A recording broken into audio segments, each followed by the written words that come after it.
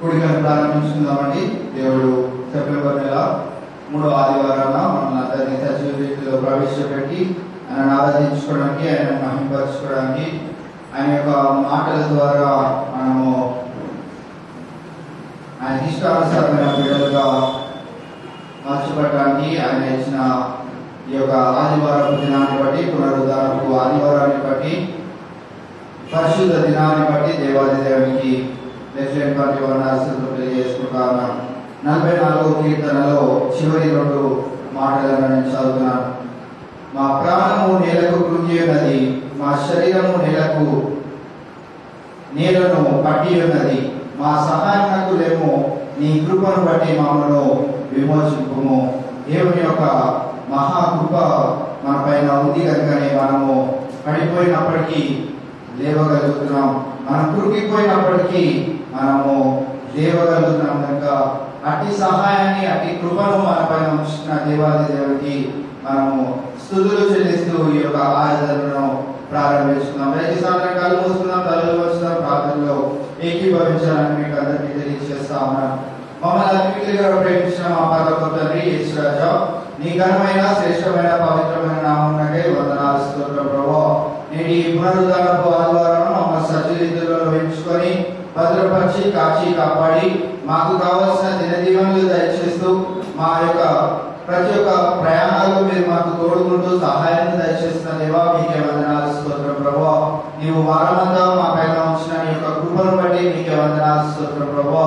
నీ యొక్క కృప మా పైన మెండుగా ఉంది అని ప్రభువా, ఈ దినము మేము నిన్ను ఆరాధించుకోవడానికి, సమయానికి విచ్చేయడానికి ప్రభువా మీరు ఇచ్చిన యొక్క శ్రేష్టమైన అవకాశాన్ని బట్టి మీకే వందనాలు, స్తోత్రం ప్రభువా. ఈ యొక్క ప్రత్యేకమైన సమయంలో ప్రభువా నిన్ను ఆరాధించుకునే ఈ దినము ప్రభువా, ఇది ఎంత గొప్పది, ఎంత రమ్యమైనది దేవా. మా జీవితాల్లో మీరు మరి యొక్క ఆదివారం దినాన నిన్ను ఆరాధించుకునే ధన్యతను మాకు దయచేశారు. అందుని బట్టి మరి ఒకసారి మీకే లెక్కలేని బట్టి వందనాలు, స్తోత్రం ప్రభువా. ఈ దినముకై ప్రభువా వివేకపరిచిన బిడ్డలను ప్రభువా సకాలంలో మీరు మా మధ్యలో చేసినందుకే మీకే వందనాలు, స్తోత్రం ప్రభువా. సమయానికి విచ్చేసిన బిడ్డలతో కూడా మీరు ఉండండి, సహాయం దయచేయండి. వారి యొక్క హృదయవాంఛలు ఏవైతే ఉన్నాయో ప్రభువా వాటిని తీర్చి తృప్తిపరిచి మీరే మహిమాగంత ప్రభావాలు ఆరంభించుకోమని ప్రార్థన చేస్తున్నాం దేవా. మరి మార్గ మధ్యంలో నీ యొక్క మందిరానికి రావాలని ఆసక్తితో మరి త్వరపడి వస్తున్న బిడ్డలను కూడా ఒక ప్రత్యేక రీతిగా నువ్వు ప్రభావ మరి వారిని తోడుకొని రమ్మని ప్రార్థన చేస్తున్నాం దేవా. మరి ఆలస్యంగా మరి ఎవరైతే బిడ్డలు వస్తున్నారో ప్రభావ నీ చిత్తమైతే వారికి జ్ఞానోదయాన్ని దయచేయండి దేవా. వారు ప్రభావ మరి నీ యొక్క మందిరానికి ఆసక్తి కలిగి, ఆశ కలిగి త్వరపడి పరుగులెత్తి నీ యొక్క మందిరానికి రావడానికి నువ్విచ్చే మేలులో నీవిచ్చే దీవెనలో వారు కోల్పోకుండా ప్రభావ, వారిపైకి నీ యొక్క కోపాగ్నిని తెచ్చుకోకుండా ప్రభావ వారు నీ యొక్క మందిరానికి త్వరపడి రావడానికి మేము సహాయాన్ని దయచేయమని ప్రార్థన చేస్తున్నాం. ఈ దినాన్ని ప్రభావ నీ యొక్క బిడ్డలు నిలబడి పాటలు పాడుచుండగా వారికి మీరు తోడుపడండి, సహాయాన్ని దయచేయండి. అలాగే కీర్తన బాగానే విధవచ్చిన నీ యొక్క ప్రియ బిడ్డతో కూడా మీరే తోడుకుండండి దేవా. సమయానికి నీ బిడ్డను మా మధ్యలోకి చేర్చమని ప్రార్థన చేస్తున్నాం. మరి అలాగే ప్రభువా మరి ఈ యొక్క దైవ సందేశాన్ని నేను విధవచ్చుండగా అది ఫలించి అభివృద్ధి చెంది అనేకులకు దివ్యంకరంగా, ఆశీర్వాదకరంగా, మా జీవితాలకు ఒక మంచి మార్గాన్ని చూపేదిగా ఉండడానికి మీ యొక్క సహాయాన్ని దయచేయమని ప్రార్థన చేస్తున్నాం దేవా. మరి నీ యొక్క వాక్యాన్ని విధించుండగా అది నేను కాదు కానీ ప్రభావ నీవే నా ద్వారా పలికిస్తున్నావని ప్రభావ బిడ్డలందరూ గుర్తెరిగి ప్రభావ మరి వారి జీవితాల్లో జాగ్రత్త కలిగి నీ ఇష్టానుసారమైన బిడ్డలుగా జీవించే గొప్ప కృపను దయచేయమని ప్రార్థన చేస్తున్నాం. ఈ దినము నీ యొక్క మందిరానికి రాలేక ప్రభావ మరి వారు ఏ పనులలో ఉన్నారో ప్రభావ అవి నీ చిత్తానుసారమైన పనులు అయితే ప్రభావ వారిని అటు రీతిగా వారిని తోడుకుంటే సహాయాన్ని దయచేయమని ప్రార్థన చేస్తున్నాం. ఎవరైతే బిడ్డలు వ్యర్థంగా సమయాన్ని పోగొడుతూ ఉన్నారో ప్రభావ వారిని ఒకసారి దర్శించండి, వారికి జ్ఞానాన్ని దయచేయండి దేవా. నీ మందిరానికి వారు రాలేకపోయినట్లయితే ప్రభావ వారు తెచ్చుకునే నష్టాన్ని ప్రభావ వారికి గుర్తు చేయమని ప్రార్థన చేస్తున్నాం దేవా. నేను ఈ ఆరాధనను ప్రభావ మా జీవితాల్లో ఆశీర్వాదకరంగా మీరే మనిషి, మీరే మహిమాగంత ప్రభావాలు ఆరోపించుకోమని ఆది నుంచి అంతవరకు మీరే అధ్యక్షత వహించి మీ నామానికి మహిమాగంత ప్రభావాలు ఆరోపించుకోమని సమస్త గంత మహిమ నీకే ఆరోపిస్తూ ఈ ప్రార్థన ప్రవేశనామంలో అడిగి పెట్టుకున్నాం మా తండ్రి, ఆమేన్. అనుమతిలో ఎవరి బిడ్డలు వచ్చి వచ్చే పాటలు పాడితే మా ఇంకా చదువుతున్నారు.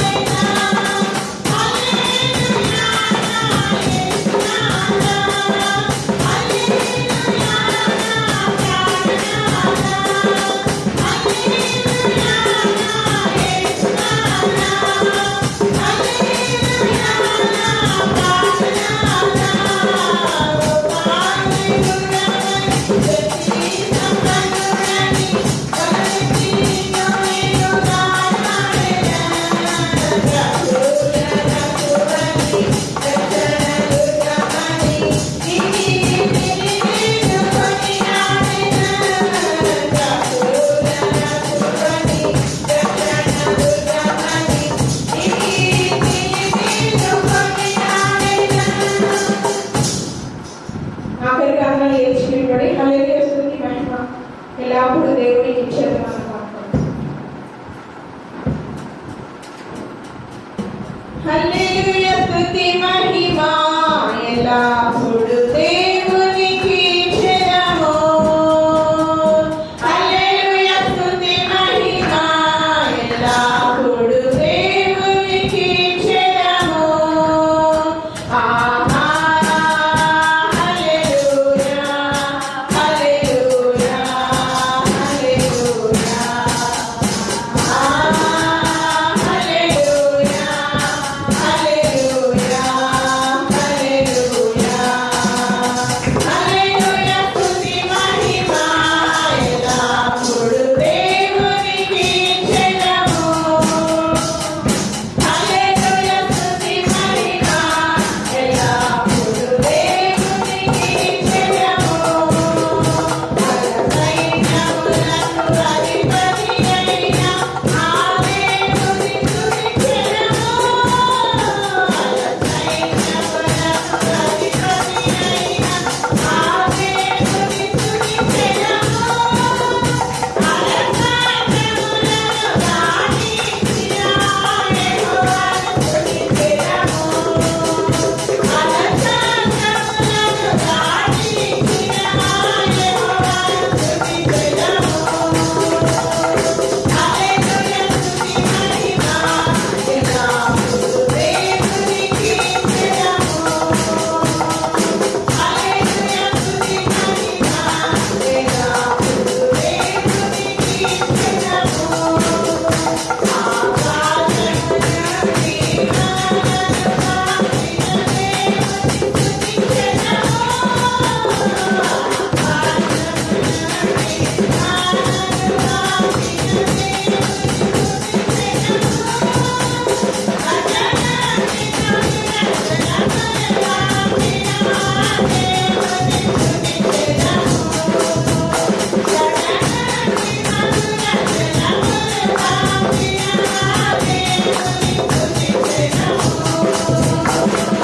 హల్లెలూయా స్తుతి మహిమ ఎల్లప్పుడూ దేవునికి చెదము.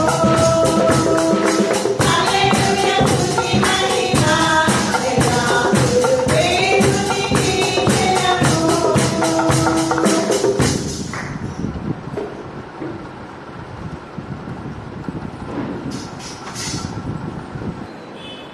అలాగే లేచి నిలబడినట్లయితే ఈరోజు మనకి ఇవ్వబడిన కీర్తన భాగము 44వ కీర్తన నుంచి చదువుకుందాం. మన మధ్యలో పాస్టర్ గారు ఉన్నారు, వారు వచ్చి మొదటి వచనం చదువుతారు, తర్వాత వచనం అందరం కలిసి ఏకీభవించి చదువుకుందాం.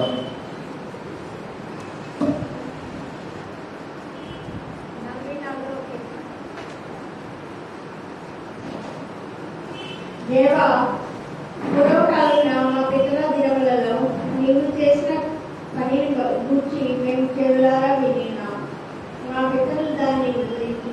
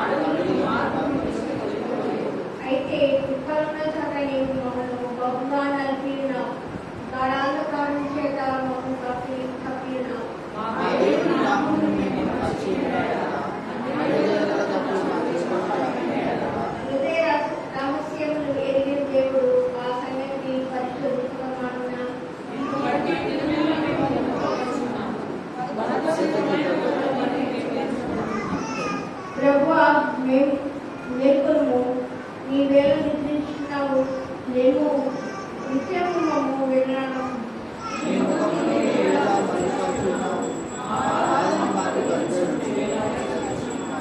మా ప్రాణము నేలను కుండి ఉన్నది, మా శరీరం నేలను పట్టి ఉన్నది. మా సహాయంలో మేము నీ కృపను బట్టి మమ్మల్ని మోసము.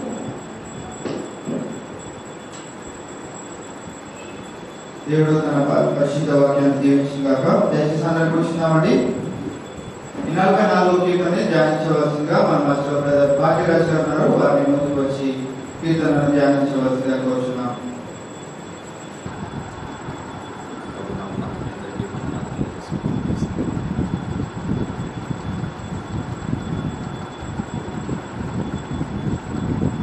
సర్వోన్నతుడా, సర్వ సృష్టికి ఆధారభూతమైనటువంటి యేసయ్య, నీ యొక్క బంగారు పాత్రలకే వందనాలు, స్తుతులు, స్తోత్రములు తండ్రి. కృపామయుడు నీవే, జీవాధిపతివి నీవే, మా రక్షణకర్తవు నీవే, మా విమోచకుడు నీవే ప్రభువా. ఇదిగో నాయన, నీ యందు విశ్వాసం ఉంచి నీ వాక్యమును అంగీకరించి నేడు ఈ పరిశుద్ధ ఆదివార కాలంలో నీ పాద సన్నిధిలోకి వచ్చి ఉన్నాము తండ్రి. నీ యొక్క వాక్యమును ప్రభువా మాకు దినదినము అందించు, మా యొక్క ఆత్మలను స్థిరదించుచున్నందుకై స్తోత్రములు చెల్లించుకుంటున్నాను ప్రభువా. ఈ యొక్క పరిశుద్ధ ఆదివార కాలంలో ప్రభువా 10 నిమిషంలో నీ వాక్యం ధ్యానం చేయవచ్చుగా తండ్రి. ఈ కీర్తన భాగంలో నీవు మా కొరకు దాచి ఉంచినటువంటి ఆత్మీయ సత్యములను, ఆత్మీయ ఆహారమును ప్రభువా మేము శ్రద్ధగా ఇదిగోనైనా వినగలిగే చెవులను, గ్రహించగలిగే మనస్సును, చూడగలిగే కన్నులను మాకు దయచేసి ఆ ఆత్మీయ సత్యములను తెలుసుకోవడానికి కృప చూపించమని వేడుకొంచున్నాను ప్రభువా. కూడి వచ్చిన ప్రతి ఒక్కరిపై నీ ఆత్మను కుమరించండి ప్రభువా. ఇదిగోనైనా వారి హృదయములను ప్రభువా నీ పాద సన్నిధిలో ఉంచుతూ ఉన్నారు తండ్రి. నేను కీర్తించడానికి వారు త్వరపడి వచ్చి ఉన్నారు ప్రభువా. వారి ఆత్మలను నీ సన్నిధిలో ఎత్తిపట్టుకుంటుండగా నీవే వారికి కావలసినటువంటి దీవెనలు, సమాధానము, ఆశీర్వాదాలు కుమరించమని త్వరలో రానైన యేసుక్రీస్తు ప్రభువా నీ నామమున అడిగి వేడుకొంచున్నాను తండ్రి. ఆమేన్. ప్రియ సంగమా, ప్రభు మనకు మరి ఒక తరుణాన్ని ఇచ్చున్నాడు. ఆయన వాక్య భాగంలోని కొన్ని విషయములను శ్రద్ధగా వినగలగడానికి మనల్ని సిద్ధపరుస్తున్నాడు. ఏ విధంగా అంటే ప్రతి నిత్యము, ప్రతి సందర్భంలోనూ ఆయన మనకు తోడుగానే ఉంటున్నాడు. ఇప్పటి వరకు మనం చూసినట్లయితే జరిగిన కార్యక్రమాలలో ఈ వార కాలంలో మనం ఏ పని చేసినా కూడా, లేదంటే ఏ ఆలోచన చేసినా కూడా ఆయన మనకు ప్రతి విషయంలోనూ విజయం ఇచ్చాడు. ఆర్థిక ఇబ్బందుల్లో ఉన్నప్పుడు మనకు ఆర్థికంగా బలపరిచాడు. ఆలోచన లేక సతమతమవుతున్న వేళ మనకు ఒక చక్కనైన ఆలోచనలు ఇచ్చాడు. కుటుంబాల్లో ఒక సంతోషకరమైన కార్యమును జరిగించడానికి మనకి తోడు నీడుగా ఉన్నాడు.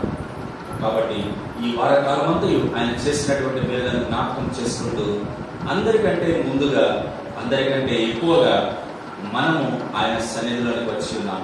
ఈ సందర్భంలో ఆయన యొక్క వాక్య ధ్యానంలోకి వచ్చి ఉన్నాం. కాబట్టి దేవునికి వందనాలు చెల్లించుకుందాం. చదవబడినటువంటి 44వ సంకీర్తనను మనం ఒకసారి చూసినట్లయితే ఎన్నో కీర్తనలు ధ్యానం చేస్తున్నప్పటికీ ప్రతి కీర్తన కూడా మనల్ని ఉత్తేజపరిచేదిగానే ఉంటుంది. ప్రతి కీర్తన కూడా ఒక క్రొత్త ఆలోచనలను దేవుని సన్నిధిలోకి మనం రావడానికి ఒక మంచి సమయమును ఇచ్చేదిగా ఉంటుంది. ఈ 44వ సంకీర్తనను చూసినట్లయితే కోరహు కుమారుడు రాసినటువంటి సంకీర్తన. దేవుని సన్నిధిలో దేవుని కీర్తించడానికి ఆనాడు దావీదు ఏర్పాటు చేసినటువంటి సంతతిలోంచి, లేవి గోత్రంలోంచి ఎన్నుకొనబడినటువంటి కోరహు కుమారులు దేవుని సన్నిధిలో నిత్యము సేవ చేసేటువంటి భాగ్యము పొందుకున్నటువంటి కోరహు కుమారులు ఎంతో చక్కగా దేవుని ధ్యానించారు, కీర్తించారు. ఆ యొక్క వచనాలను జీవ గ్రంథమందు రాసి మనకు కూడా వాటిని చూపిస్తూ ఉన్నాడు కీర్తనాకారుడు. కోరహు కుమారులు చేసినటువంటి దైవ ధ్యానాన్ని మనం కూడా మనస్ఫూర్తిగా ఒకసారి ప్రతి వచనాన్ని, ప్రతి మాటని, ప్రతి పదమును కూడా జాగ్రత్తగా పరిశీలన చేద్దాం. ఏ విధంగా వారు దేవుని సన్నిధిలో ఉండడాన్ని మహాభాగ్యంగా ఎంచుకున్నారు. మనమైతే వారానికి ఒకసారి సమయానికి రావడానికి ఆలోచన చేస్తున్నామేమో, కానీ కోరహు కుమారులైతే నిత్యము కూడా ఆయన సన్నిధిలో ఉండడానికే ఇష్టపడ్డారు. దేవుని ప్రతి సందర్భంలోనూ కీర్తించడానికి, ఆయనకు స్తోత్ర గీతములు ఆలపించడానికి తమ జీవితాలని అర్పించారు.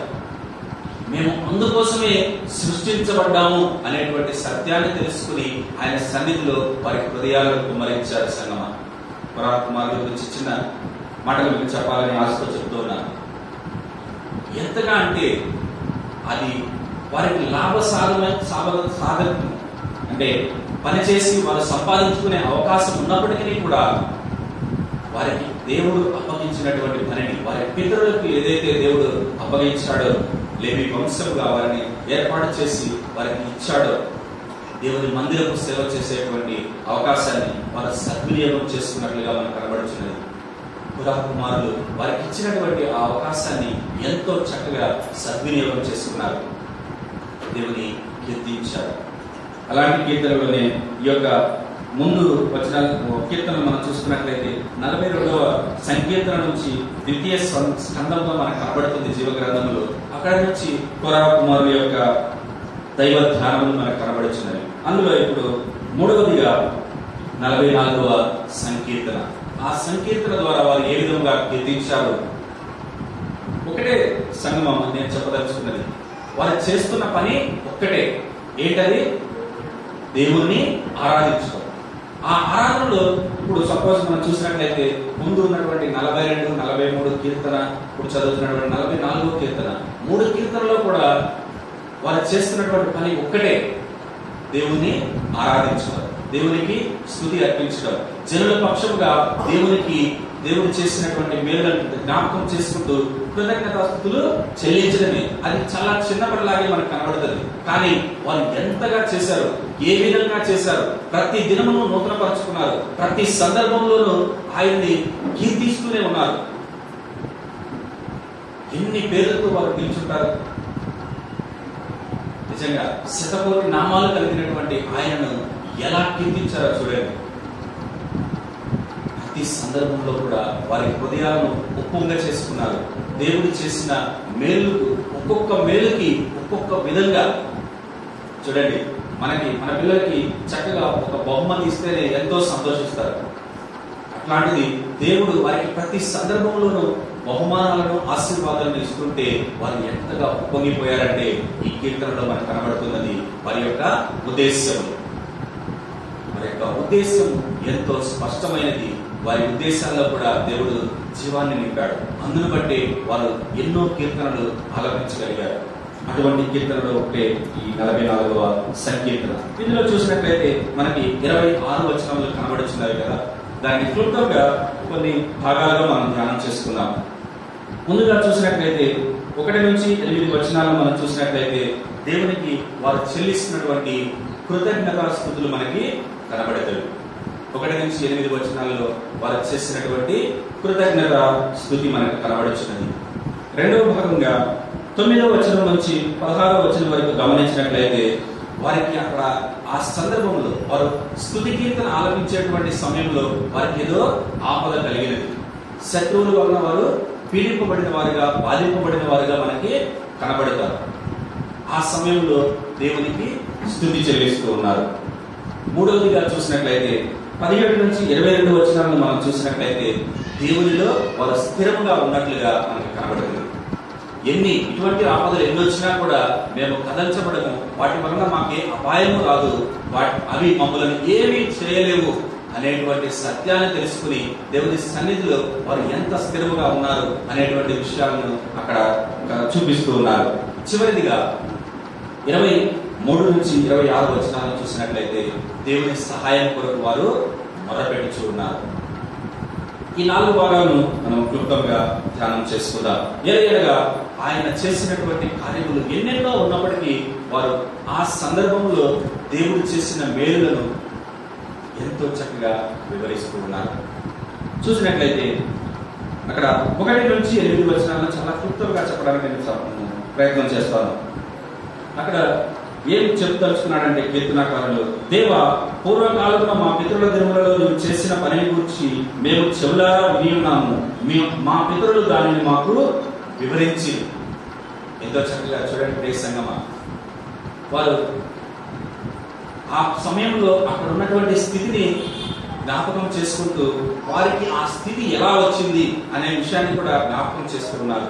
పూర్వకాలంలో మోషే ధర్మశాస్త్రాన్ని రాసిచ్చినప్పుడు మనం ఒకసారి చూసినట్లయితే ద్వితీయోపదేశకాండం 6వ అధ్యాయం 6వ వచనాన్ని మీరు ఒకసారి తర్వాత ధ్యానం చేయండి. ఎందుకంటే మనకు సమయం సరిపోదు. దేవుడి మాటలను సత్యాన్ని ఎక్కువగా వినడానికి ఆశపడదాం. అక్కడ ద్వితీయోపదేశకాండంలో మోషే రాసిచ్చినటువంటి విషయాలను చూసినట్లయితే అక్కడ ఏమి చెప్పాడంటే మోషే, మీరు నేర్చుకుని నేడు నేను మీకు ఆజ్ఞాపించుతున్నటువంటి ఈ న్యాయ విధులను, కట్టడలను, శాసనములను, ఆజ్ఞలను మీరు నేర్చుకుని వాటిని మీ పిల్ల తరములకు వాడుక చేయమన్నాడు. అది వినినటువంటి పితరులు ఏం చేశారంట? కోరా కుమారులకు ముందు వరకు కూడా చాలా చక్కగా వాటిని వివరించారు.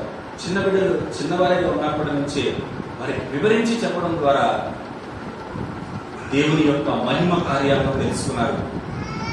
ఆ పితరులు చేసినటువంటి ఆ మంచి కార్యాన్ని కూడా ఇక్కడ జ్ఞాపకం చేసుకున్నాడు. రెండవ అంశంగా మనం చూసినట్లయితే పితరులు చేసినటువంటి రెండవ భాగాన్ని మనం చూసినట్లయితే అది కొంచెం దోషపూరితంగానే ఉంటుంది. కానీ ఆ దోషాన్ని జ్ఞాపకం చేసుకుంటలేదు కోరా కుమారుడు. దేవుని సన్నిధిలో వారు నిలబడ్డారు కాబట్టి పితరులు చేసినటువంటి మంచి కార్యాన్నే జ్ఞాపకం చేసుకుంటున్నాడు. దేవుని సన్నిధిలో ఉన్నప్పుడు మనందరం కూడా చేయాల్సినదే. నీకు ఏదైనా చెడ్డ కార్యం జరిగి ఉంటే దాన్ని నీవు మరచిపో. ఎందుకంటే దానికంటే మంచి మేలు నీకు చేయడానికి ఆయన నిన్ను సిద్ధపరుచుకున్నాడు. నీకు చెడు కార్యం జరిగింది అంటే దాని గురించి నువ్వు ఎక్కువగా ఆలోచించవలసినటువంటి అవసరం లేదు. దానిలోంచి కూడా దేవుడు నీకు ఏదో మేలును కలుగ చేయబోతున్నాడు. అందుకే పితరులు చేసిన దోషాన్ని మీరు జ్ఞాపకం చేసుకుంటలేదు. మొట్టమొదటిగా మా పితరులు దానిని మాకు వివరించి ఎంతో చక్కగా మేము ఈ స్థితిలో ఉండడానికి కారణము దేవా నీవు మోషే ద్వారా ఆనాడు మాకు ఇచ్చినటువంటి ఆ ఆజ్ఞలు బోధింపబడటం ద్వారానే అని జ్ఞాపకం చేసుకున్నారు.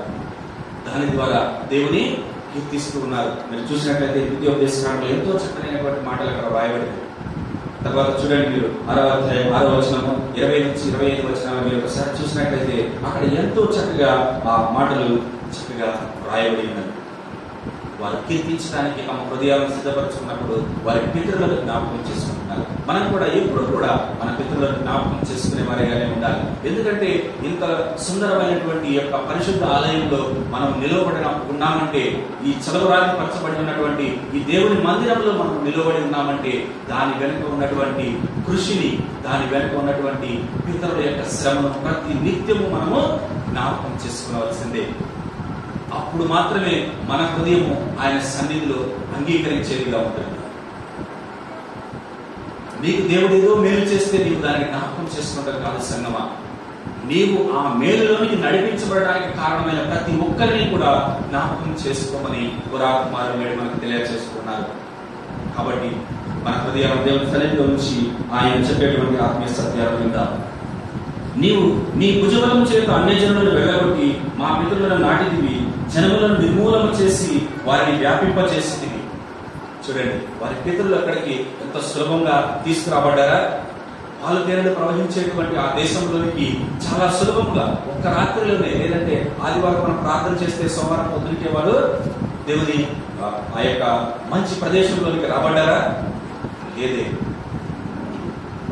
అక్కడ ఉన్నటువంటి జనులను నిర్మూలన చేసి, ఎవరైతే దేవునికి నామానికి వ్యతిరేకంగా జీవిస్తూ ఉన్నారో, దేవుని బోధకు వ్యతిరేకంగా జీవిస్తూ ఉన్నారో, ఆయన చెప్పినటువంటి మంచి మాటలను వినకుండా ఎవరైతే తొలగిపోయారో ఆ జనులను అక్కడ నుంచి తీసివేసి వారి ప్లేస్ లో ఇక్కడ ఈ యొక్క ఇశ్రాయేలు దేవుడు నిలబెట్టినట్టుగా మనకి జ్ఞాపకం చేస్తూ ఉన్నారు.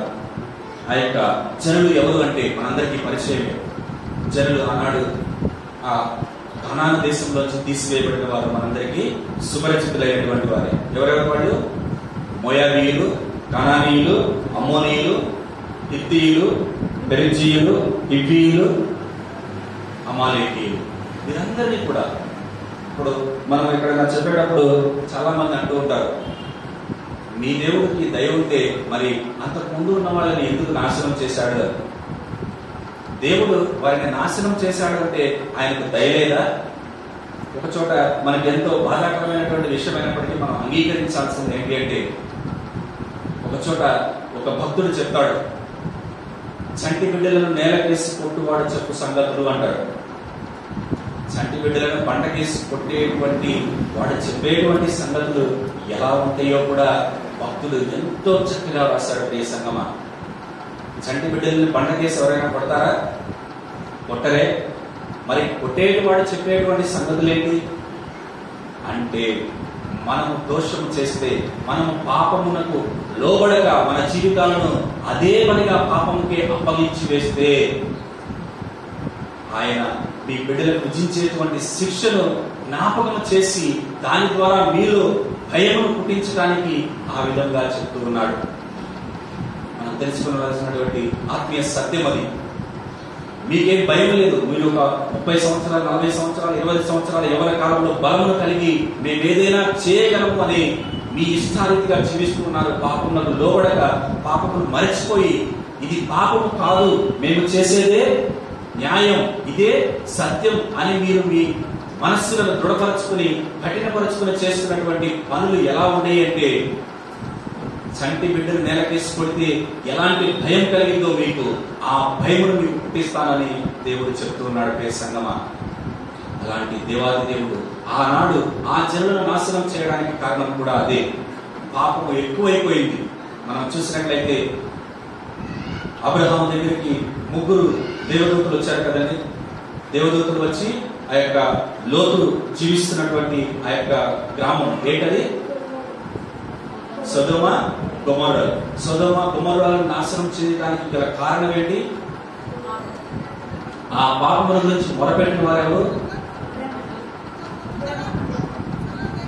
సొదొమ గొమొర్రాలలో పాపం జరుగుతున్నదని మొరపెట్టినది ఎవరు అంటే భూమి.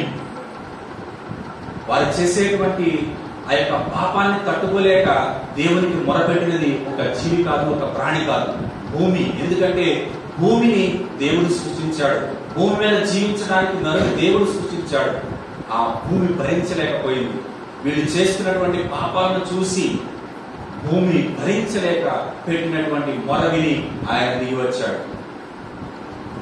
చూడండి, మన పక్షంగా ఏవేవి సాక్ష్యం చెప్పబోతున్నావు? కేవలం నా మిత్రులు శత్రువులే కాదు, ఆయన సృష్టించుకున్న ప్రతి సృష్టము కూడా మన మీద నేరం మోపుకొచ్చినది. మనం ఇక్కడ నుంచి మనమేమి పాపం చేయలేదని అనుకుంటామేమో. అందుకే ముందుకు వెళ్ళినప్పుడు ఇంకో చోట చూపిస్తాడు, హృదయ రహస్యములను ఎరిగిన దేవుడు. ఇదే అధ్యాయం 21వ వచనంలో చూసినట్లయితే, హృదయ రహస్యములను ఎరిగిన దేవుడు ఆ సంగతిని పరిశోధింపక మానునా. నువ్వు చేస్తూ ఉంటావేమో, నువ్వు అనుకుంటూ ఉంటావేమో, దేవుడు నన్ను చూడడం లేదు కదా, లేదంటే ఈ 4 గోడల మధ్య నేను చేసింది ఎవరికి తెలుస్తుందిలే అనుకుంటావేమో. మీరు 4 గోడల మధ్య చేసేటువంటి పాపాలు నలుగురిలోను, 4 దేశాలలోను, 4 దిశలను ప్రకటించబడతాయి సంగమా. అందుకే దావీదు గురించి కూడా దేవుడు విడిచిపెట్టలేదు. నీవు బహిరంగంగా చేశావు. నీవు ఉరియా భార్యను నువ్వు చేర్చుకున్నప్పుడు నీవు ఎవరు చూస్తున్నారులే, నేను ఉరియాని చంపేస్తే అని అనుకున్నావు. హిత్తీయుడైనటువంటి ఉరియాని నేను చంపుట ఎవరు చూస్తున్నారులే అని అనుకున్నావేమో. నువ్వు నీ పొరుగు భార్యను నువ్వు ఆశించిన నాడు ఎవరు నన్ను గమనించడం లేదేమో అనుకున్నావేమో. కానీ అదే దావీదు చరిత్రను మనం చూసినట్లయితే, దావీదుకున్నటువంటి భార్యలను, వాని యొక్క ఉపపత్తులను కూడా పొరుగు వానికి అప్పగించేస్తాడు దేవుడు. చూడండి, పగ తీర్చుకున్నట నా పని అని చెప్పాడు దేవుడు. మన మరొకడు ప్రతి సందర్భంలోనూ ఆయన చెప్తూ ఉన్నాడు, పగ తీర్చుట నా పని.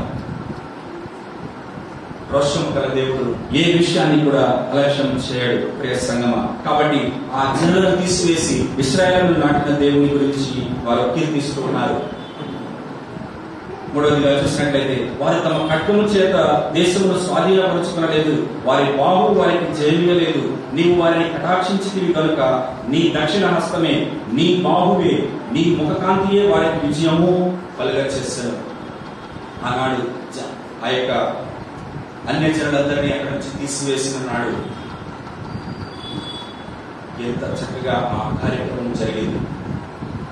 మనం ఎప్పుడు అనుకుంటూనే ఉంటాం, మన పెరట్లో ఒక మొక్క, ఒక పూల మొక్క బయట పెరట్లో కాకుండా బయట ఏదైనా రోడ్డు మీద ఏదైనా కనిపించింది అనుకోండి, దాన్ని తీసుకుని వచ్చి మన యొక్క ఆవరణంలో, మన పెరట్లో పెట్టుకొని ఎంత చక్కగా దాన్ని పూలు కాసేపట్లుగా ఎలా చేస్తామో, అలా దేవుడు ఒక మొక్కను తీసి నాటిన విధముగా ఆ అన్యజనులను అక్కడ నుంచి తీసివేసి ఇశ్రాయేల్ జనాంగం తీసుకొచ్చి ఆ యొక్క పాలు తీరుడు ప్రవహించే దేశంలో పెట్టాడు.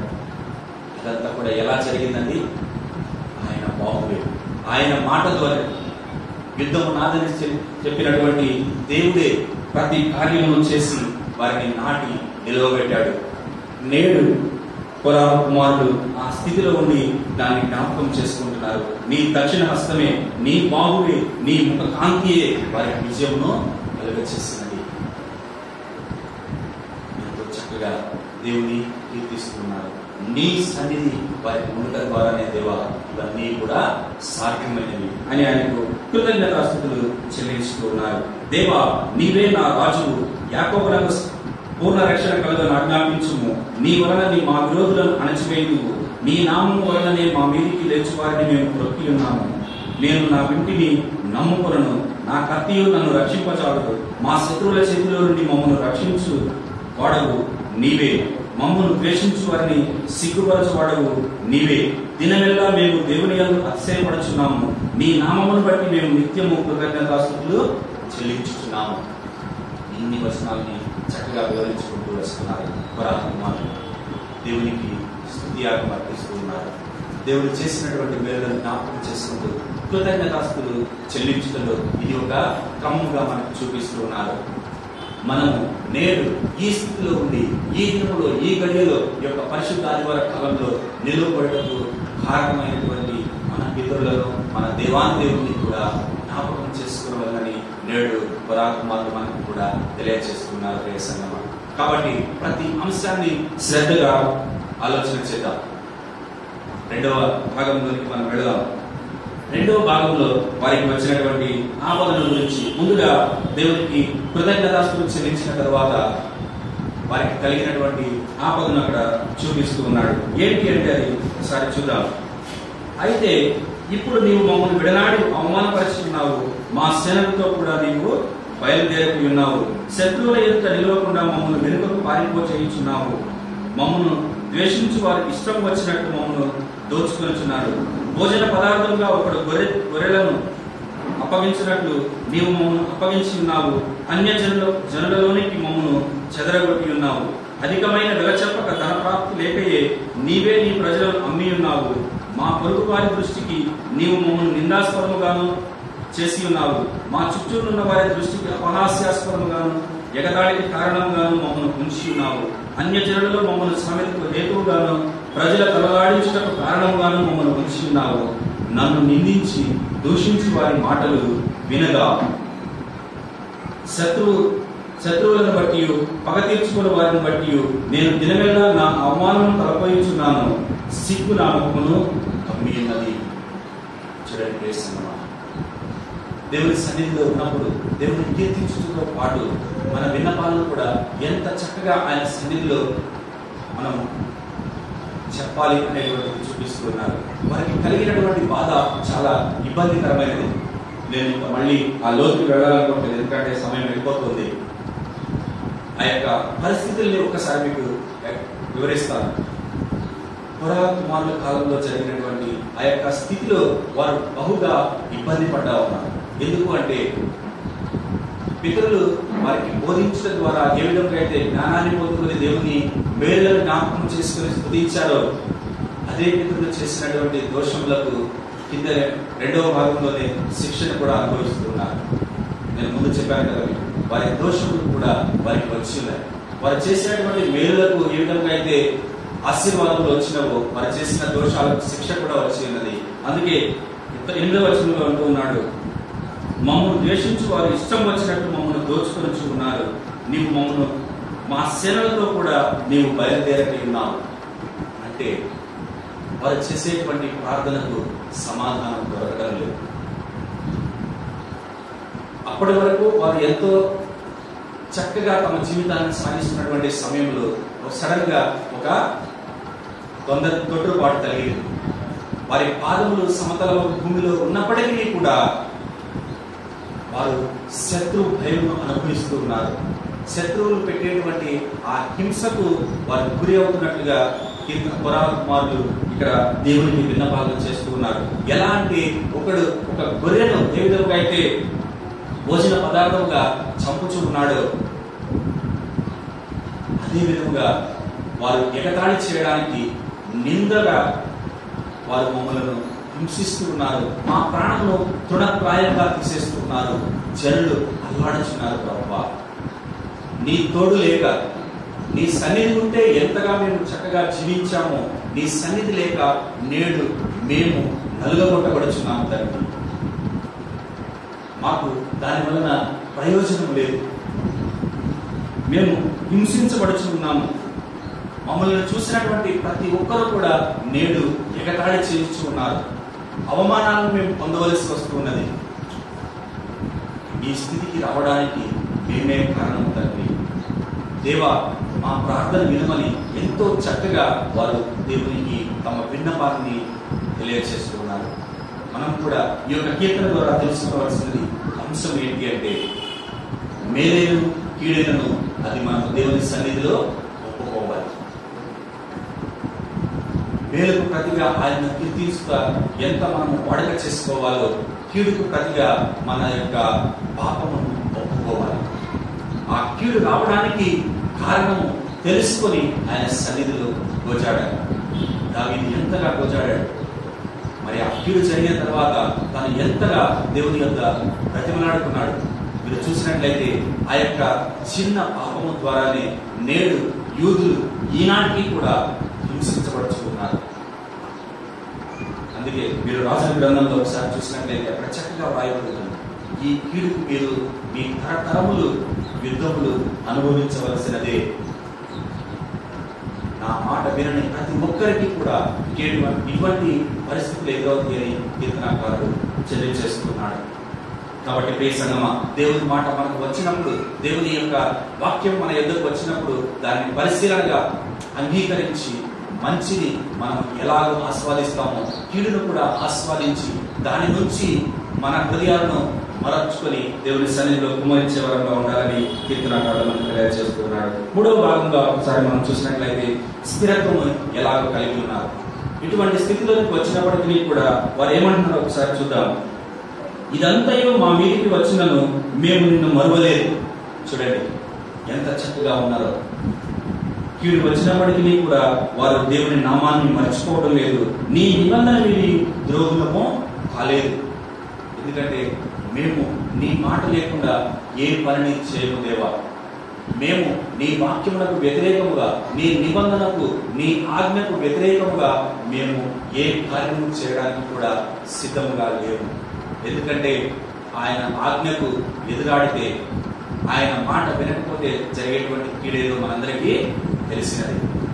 వాళ్ళు అనుభవపూర్వకంగా తెలుసుకున్న వారే కాబట్టి ఆ మాటను జ్ఞాపకం చేసుకుంటూ స్థిరముగా దేవుని వాక్యంలోనే, దేవుని మాటలోనే, దేవుని క్రియకు కట్టుబడి ఉండాలనేటువంటి నిర్ణయంతో వారు మాట్లాడుతూ ఉన్నారు. మా హృదయము వెనుకకు మరలిపోదు, మా అడుగులు నీ మార్గమును విడిచి తొలగిపోలేదు. చూడండి సంగమా, వారికి ఎదురైనటువంటి పరిస్థితుల్లో మనకి నిజంగా చెప్పాలంటే 1% కూడా ఎదురు కావడం లేదు. ఆనాడు వాళ్ళు అనుభవించినటువంటి బాధల్లో 1% కూడా మీరు అనుకోండి, ఊహించుకోండి. మీకు వచ్చినటువంటి కష్టాలను ఒకసారి జ్ఞాపకం చేసుకోండి. జీవ గ్రంథంలో రాయబడినటువంటి కష్టాలను ఒకసారి జ్ఞాపకం చేసుకోండి. వారు అనుభవించిన కష్టాల్లో మనం 1% కూడా అనుభవించడం లేదు. ఆ కష్టాలను అనుభవించిన వాళ్ళే గుండెను నిబ్బరంగా ఉంచుకుంటూ ధైర్యంతో గుండె నిండా దేవుని ఇచ్చినటువంటి వాక్యాలను నింపుకుని స్థిరముగా ఆయన సన్నిధిలో ఒప్పుకుంటున్నారు. మా హృదయం వెనుకకు మరలిపోదు. ఇక మేము ఈ వాక్యంలోంచి, ఈ సన్నిధిలోంచి మా మీదకి ఏదో కీడొచ్చిందని మేము ఈ సన్నిధిలోంచి వెళ్ళము ప్రభువా, మా హృదయాలను నీ నుంచి దూరంగా తీసుకోమనేటువంటి ఒక స్థిరమైనటువంటి నిర్ణయాన్ని తీసుకుని ఆయన సన్నిధిలో గోజాడుచుకున్నారు. మా అడుగులు నీ మార్గమును విడిచి తొలగిపోలేదు. మా దేవుని నామమును మేము మరచి ఉన్న ఎడల, అన్య దేవతల తట్టు మా చేతులు చాపి ఉన్న ఎడల, హృదయ రహస్యంలో ఎరిగిన దేవుడు ఆ సంగతిని పరిశోధింపక మానునా. చూడండి, హృదయాంతరంగంలో ఎరిగేటువంటి దేవుడు ఆ యొక్క సంగతులను మరచిపోతాడా? పరిశీలించక విడిచిపెడతాడా? లేదు. దాని ముందు ఉన్నటువంటి ఒక వచనాన్ని మనం చూసినట్లయితే 19వ వచనంలో, అయితే నక్కలున్న చోట నీవు మమ్మల్ని బహుగా నలిపి ఉన్నావు, గాఢాంధకారం చేత మమ్మను కప్పి ఉన్నావు. ఎంతో వేదన వాళ్ళు చక్కగా వివరిస్తూ ఉన్నారు, కానీ వారి కష్టాన్ని కూడా మనం ఒకసారి జ్ఞాపకం చేసుకున్నట్లయితే ఆ కష్టము భరించలేదు, ఆ వేదన ఆ శోధన మరువలేదు. అయినను కూడా దేవుని సన్నిధిలో వారి హృదయాలు ఎంతో చక్కగా స్థిరముగా ఉంచుతున్నారు. ఆ స్థితిలోనికి వారిని రప్పించినటువంటి దేవాది దేవునికి ఆ స్థితిలో కూడా వారి ఉన్న ఆపద సమయంలో కూడా దేవునికి కృతజ్ఞతాస్తులు చెల్లిస్తూనే ఉన్నారు. ఎందుకు అంటే ఆ స్థితి రావడానికి కారణం వారికి తెలుసు. ఇదే కీర్తన భాగంలో మనం చూసినట్లయితే 14వ కీర్తన 2వ వచనంలో మనం చూసినట్లయితే ఈ స్థితి వచ్చినప్పటికీ కూడా అది ఎందుకు వస్తున్నది అనేటువంటి విషయాలను అక్కడ మనం ఒకసారి చూపిస్తున్నాడు. ఆ వచనాన్ని చూసి మనం కీర్తన భాగంలో చూసుకుందాం. వివేకము కలిగి దేవుని వెతుకువారు కలరేమో అని యెహోవా ఆకాశము నుండి చూచి నరులను పరిశీలించను, వారందరూ దారి కలిగి బొత్తిగా చెడి ఉన్నారు. 14వ కీర్తనలో 2వ భాగంలో మనం చూసినట్లయితే ఈ యొక్క స్థితి రావడానికి కారణం ఎంతో చక్కగా అక్కడ మనకి వివరించవచ్చున్నది. దేవుడు మనకి కష్టాలను ఎందుకు ఇస్తాడు అనే దానికి ఒక చక్కనైన సమాధానం కీర్తనాకారుడు మనకి చూపిస్తున్నాడు. వివేకం కలిగి దేవుని వెదకు వారు కలరేమో అని యెహోవా ఆకాశం నుండి చూసి నరులను పరిశీలించను. హృదయాంతరంగంలో ఎరిగిన దేవుడు, హృదయంలోని ఆలోచనలను ఎరిగిన దేవుడు, మన ప్రతి కార్యమును నిశితముగా పరిశీలించి చూసే దేవుడు మనకు ఈ కష్టాలను ఇవ్వడానికి గల కారణము ఏమిటి అంటే, వివేకము కలిగి ఎవరైనా ఈ స్థితిలోకి నేను ఎందుకు రాబడ్డాను, ఇంతకు ముందు నేను ఎంతో చక్కగా దేవుని సన్నిధిలో కాలం గడిపించిన నేను ఈ స్థితిలోకి ఎందుకు రాబడ్డాను అనే ప్రశ్న వేసుకుంటే చక్కగా దానికి సమాధానము దొరుకుతుంది. అందుకే వివేకము కలిగి ఈ స్థితి, ఈ యొక్క ఆపద నాకు ఎందుకు వచ్చింది అని ఆలోచన చేసుకుంటే ఆయన సమాధానంగా మన ముందు ప్రత్యక్షమవుతూ ఉన్నాడు.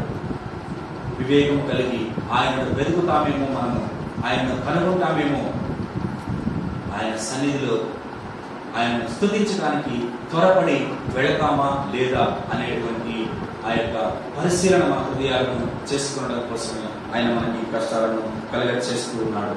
అందుకే కీర్తనాకారులు మనకు ఎంతో చక్కగా తెలియజేస్తూ ఉన్నారు. దేవుని సన్నిధిలో మనం ఎలా ఉండాలి, మేలు అనుభవించినప్పుడు ఏ విధంగా ఆయన కీర్తించాలి, కీడు కలిగిన వేళ ఏ విధంగా మన యొక్క పాపమును దోషమును తెలుసుకుని ఆయన సన్నిధిలో దాన్ని ఒప్పుకోవాలి, ఒప్పుకున్న తర్వాత ఆయన ఏ విధంగా రక్షిస్తాడు అనేటువంటి విషయాలను చూపిస్తూ ఉన్నాడు. నీ ముక్కును మా ప్రాణం నేలకు కుండి ఉన్నది, మా శరీరం నేలను పట్టి ఉన్నది, మా సహాయమునకు లెమ్ము, నీ కృపను బట్టి మమ్మను విమోచించు. దేవా, మా దోషములు మాకు తెలిసే ఉన్నది, మా అతిక్రమములు మేము చూడగలుగుతున్నాము. నీ వాక్యము ద్వారా నీవు చేసినటువంటి క్రియలను, మా పితరులు బోధించినటువంటి మాటలలోంచి వాక్యములోంచి మేము తెలుసుకోగలుగుతున్నాము. దేవా, మాకు ఈ స్థితి కలగడానికి కారణము మా దోషములే, మా అతిక్రమములే, అవి మా కన్నుల ఎదుట కనబడుచునే ఉన్నవి. దేవా, దయతో మా పాపములను, మా అతిక్రమములను క్షమించమని మనం ఆయన సన్నిధిలో అడగగలిగితే నిన్ను నన్ను ఆయన రక్షించడానికి సిద్ధంగా ఉన్నాడు. ఆయన దక్షిణ హస్తం వేసి చాచిన చేతితో ఆయన మనల్ని రక్షించడానికి సిద్ధంగా ఉన్నాడు. పురాణ కుమారులు ఈ విషయాన్ని తెలుసుకునే దేవుని సన్నిధిలో వారి యొక్క మనవులను ఉంచారు. మొట్టమొదటిగా కృతజ్ఞతాస్తుతులు వారి దేవునికి చెల్లించి వారికి కలిగినటువంటి ఆపదను తెలియజేసి, మాకు ఎన్ని ఆపదలు కలిగినా కూడా మేము స్థిరంగానే నీ నామాన్ని హత్తుకుని జీవిస్తాము దేవా అని బ్రతిలాడుకుని దేవునికి మొదలుపెట్టాడు. దేవా, మా సహాయంలో రమ్మను. ఆ విధంగా పిలిచినప్పుడు దేవాది దేవుడు రాకుండా ఉంటాడా? బేసన్నమా, వస్తాడు, రక్షిస్తాడు. అదే నమ్మకాన్ని, విశ్వాసాన్ని మన హృదయాలను భద్రపరచుకుంటూ ఆయన సన్నిధిలో ఆయన సహాయం కొరకు బ్రతిలాడుకుంటాం. దేవుడి వాక్యాన్ని చూపించినారు. నాట్యమాయేను నా కష్టాలన్నీ మాయమాయేను, నా యేసుని సన్నిధిలో నా రాజుని సముఖములో, నా యేసుని సన్నిధిలో నా రాజుని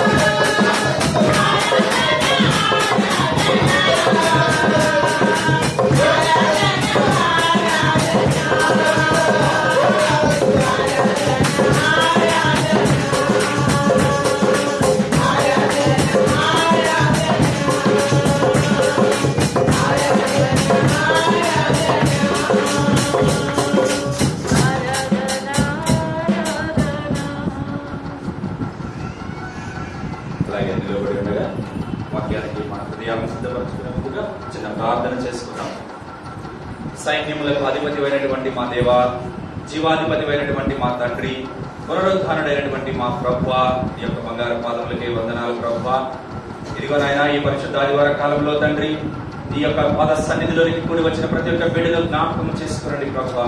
తమ హృదయాలను ధరించి బిగ్గరగా నీకు అర్పించినటువంటి ఈ స్తుతి స్తోత్ర గీతములను నీవు ఆలకించుమని ఆకాశ మహాకాశములపై ప్రభువా నీవు ఆశీనుడై ఉండి తండ్రి కుడిపార్శ్వమున కూర్చుండి నీ కనుదృష్టి వేసి మమ్మల్ని చూచుచున్నావని మేము నమ్ముచున్నామయ్యా.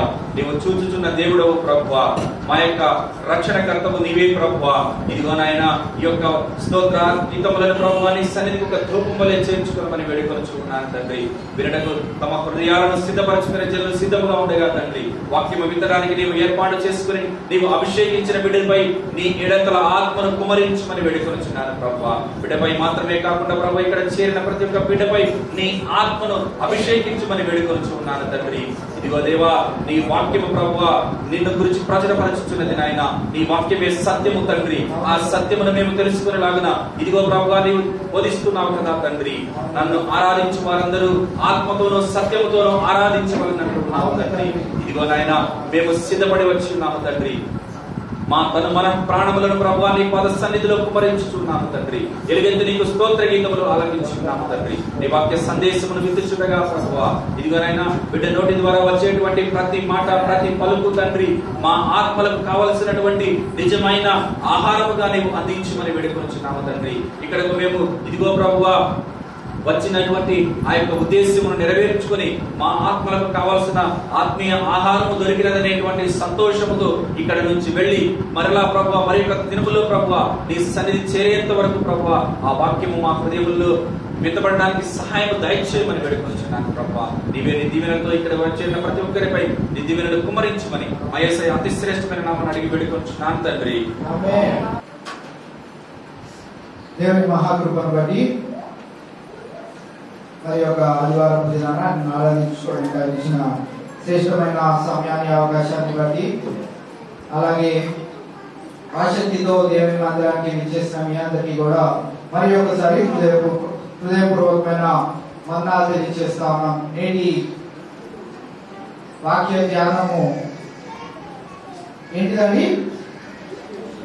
యెషయా గ్రంథము 65వ అధ్యాయము 17 నుంచి 19 వచనాల వరకు నేటి ధ్యానాంశంగా మనము కొన్ని విషయాలను ధ్యానం చేసుకోబోతున్నాం. దానికి ముందుగా ఎవరైనా ఈ 17 నుంచి 19 వచనాల వరకు చదివి వినిపించాలని కోరుకుంటున్నాను.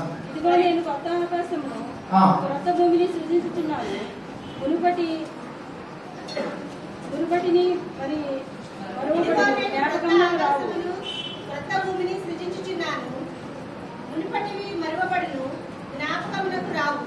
నేను సృజించుచున్న దాని గూర్చి మీరు ఎల్లప్పుడూ హర్షించి ఆనందించుడి. నిశ్చయముగా నేను యెరూషలేమును ఆనందకరమైన స్థలముగాను ఆమె ప్రజలను హర్షించు వారిని గాను సృజించుచున్నాను. నేను యెరూషలేముని గూర్చి ఆనందించేదను, నా జనులను గూర్చి హర్షించేదను. రోదన ధ్వనియు విలాప ధ్వనియు దానిలో ఇకను వినబడదు. ఈ మాటలను చదువుగా నాకు ఏమర్థమైందండి? ఎవరైనా చదువుతున్నప్పుడు విన్నారా? కొని విన్న వారికి ఈ మాటల్లో ఈ 3 వచనాల నుంచి మీకు ఏమర్థమైంది? క్రొత్త ఆకాశము, క్రొత్త భూమి ఏమైతున్నాయి? సృజించబడుతున్నాయి. పడ్డాయా? పడబోతున్నాయా?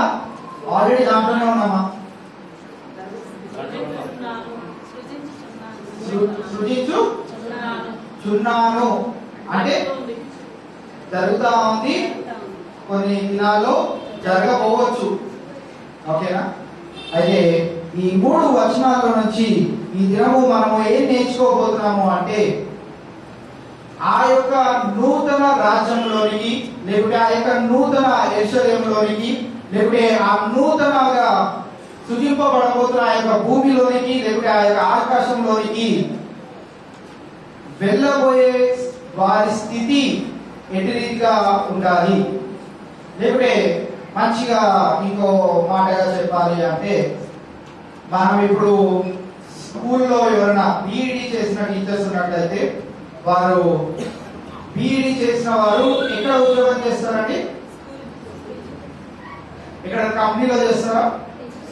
సాఫ్ట్వేర్ ఎంప్లాయీస్ గా చేస్తారా? ఏం చేస్తారు వాళ్ళు? స్కూల్లో టీచర్ గా వాళ్ళు. ఎందుకు వాళ్ళు అక్కడే వెళ్ళి జాయిన్ అవుతారు? ఎందుకంటే వారు అక్కడే ఉపయోగపడబడతారు. ఇప్పుడు వారిని తీసుకెళ్లి మనము ఏదైనా బ్యాంక్ లో కానీ ఎక్కడన్నా వేరే డిపార్ట్మెంట్ లో పెడితే వారు ఉపయోగపడతారా? ఉపయోగపడనే పడరు. కనుక ఈరోజు నేటి ధ్యానాంశంలో ఉన్న వాక్యాన్ని బట్టి మనము చూడగలిగినట్లయితే నూతన భూమి, నూతన ఆకాశము సృష్టిలోనికి రాబోతున్నది. అయితే దాంట్లోకి చేరేవారు కొద్దిమంది. వారు ఎవరంటే దేవునికి ఉపయోగకరంగా కనిపించిన వారు మట్టుకే. హల్లెలూయా చెప్తామా ఒకసారి? దేవునికి ఎవరైతే ఉపయోగకరంగా కనిపిస్తారో, నేటి ఈ భూమిలో ఎవరైతే జీవిస్తున్నారో, ఎవరైతే దేవునికి ఉపయోగకరముగా వారు కనిపిస్తున్నారో వారు మటుకే ఆ యొక్క ఫ్యూచర్ గా జరగబోయే ఆ యొక్క సృష్టిలోనికి చేర్చబడతారు. మనకి దేవుని వాక్యం కూడా స్పష్టంగా తెలియజేస్తున్నారు. అందరూ ఆయన రాజ్యంలోకి చేరారు. విన్నారు ఈ మాట? అందరూ దేవుని రాజ్యంలోనికి చేరరు. అర్హత కలిగిన వారే, దేవుని దృష్టిలో ఉపయోగకరంగా కనిపించిన వారే ఆ యొక్క రాజ్యంలోనికి చేరుతారు. కనుక ఈరోజు మనము ధ్యానం చేసుకున్న ఈ మాటల నుంచి మనము తెలుసుకోవాల్సిన విషయం ఏంటి అంటే, నేను దేవునికి ఎంతవరకు ఉపయోగకరంగా ఉన్నాము తెలుసుకోవాలి. మనము దినాలు గడిచిపోతా ఉన్నాయి. చూస్తా ఉంటే మనము 2021 లో అక్టోబర్ అంటే సెప్టెంబర్ ఆల్మోస్ట్ అయిపోతుంది. అక్టోబర్ లో చేస్తున్నాం. అక్టోబర్ అయిందంటే క్రిస్మస్ క్రిస్మస్ క్రిస్మస్ అని సంవత్సరము తిరిగిపోతుంది. 2020 విజన్స్ పోయినాయి. 2021 లో చేసుకుందాం అనుకున్నాయి కూడా కాలము పరుగులెడుతుంది. నడవట్లేదు. ఇప్పుడు ఏం చేస్తుంది? పరుగులెడుతుంది. మెట్రో ట్రైన్ ఎంత స్పీడ్ గా కనిపెడతా ఉన్నారో అది ఎంత వేగంగా వెళ్తుందో కాలం కూడా అంతే వేగంగా వెళ్తుంది. మనం నిద్రించిన వారం అయితే దేవుని దృష్టిలో మనము ఒక విలువైన పాత్రగా, ఉపయోగకరమైన పాత్రగా లేనట్లయితే విడిచివేయబడతాము. మనము ఈ కాలంతో పాటు మనం కూడా స్పీడ్ గా పరిగెట్టకుండా మనము చేద్దాంలే, ఉందాంలే, అవుదాంలే అన్నట్టు మనము జీవిస్తా ఉంటే కాలము పరిగెట్టేస్తా ఉంటది. దేవుని రాకడ వచ్చినప్పుడు నేను వచ్చేస్తాను అంటే నువ్వు అక్కడే ఉండిపోవని విషయాన్ని మనము దేవుని యేసుక్రీస్తు ప్రభువారి నోట్ల నుంచి వినేవారుగా ఉంటాం. కనుక కాలంతో పాటు మనము పరుగులెట్టే వారిగా దేవుని కొరకు ఉపయోగకరమైన పాత్రగా మనమందరం ఉండాలని ఈ దినాన మనము తెలుసుకోబోతున్నాం. మొట్టమొదటిగా 17వ వచనంలో మనం చూడగలిగినట్లయితే, ఇదిగో నేను క్రొత్త ఆకాశమును క్రొత్త భూమిని సృజించుచున్నాను, మునుపటివి మరువబడును, జ్ఞాపకమునకు రావు. అంటే ఆల్రెడీ సృష్టించిన ఈ భూమి ఏమైపోయింది అంటే, ఆదాము చేసిన, హవ్వ చేసిన పాపం వల్ల ఏమైపోయింది? దేవుని దృష్టికి అంత ఉపయోగకరమైనదిగా కనిపించలేదు. అని ఇశ్రాయేలు ప్రజలను ఆయన నియమించుకున్నాడు. మీరందరూ నా కొరకై జీవిస్తారేమో అనుకున్నాడు. కానీ వారు కూడా ఏం చేస్తా ఉన్నారు? కొద్ది దినాలు దేవునికి మంచిగా కనిపిస్తా ఉన్నారు, దేవుని మేలు పొందుకుంటా ఉన్నారు, మళ్ళీ ఇహలోకంగా వారు జీవిస్తా ఉన్నారు. వారిపైన ఉన్న ఆ యొక్క ఆశీర్వాదం తీసుకొచ్చి మన పైన పెట్టి ఉన్నాడు. మన పైన పెట్టి ఉంటే మనమన్నా అన్యులమైన మనమన్నా దేవుని దృష్టిలో మంచి విలువైనదిగా కనిపిస్తాము అని అనుకుని దేవుడు వారి యొక్క ఆశీర్వాదాన్ని, వారి యొక్క ప్రతి ఒక్కటి మన పైన ఉంచితే మనం ఏం చేస్తామంటే, దేవాన్ని కొరకై మంచి ఉపయోగకరమైన పాత్రగా ఉంటాను అని మనం తీర్మానం తీసుకొని ఈ దారిలోకి వచ్చిన తర్వాత మన జీవితాలు ఎటు రీతిగా ఉన్నాయి అంటే, అవసరాన్ని కొద్దీ ఏదో మొక్కుబడి చెల్లించే రీతిగా, లేకపోతే ఆదివారం దేవుని మందిరానికి వెళ్ళాలి కనుక మిగతా రోజులు నేను దానికి దూరంగా ఉండి నా పనులలో నేను బిజీగా ఉండి ఆదివారం మటుకు ఖచ్చితంగా వెళ్తాను.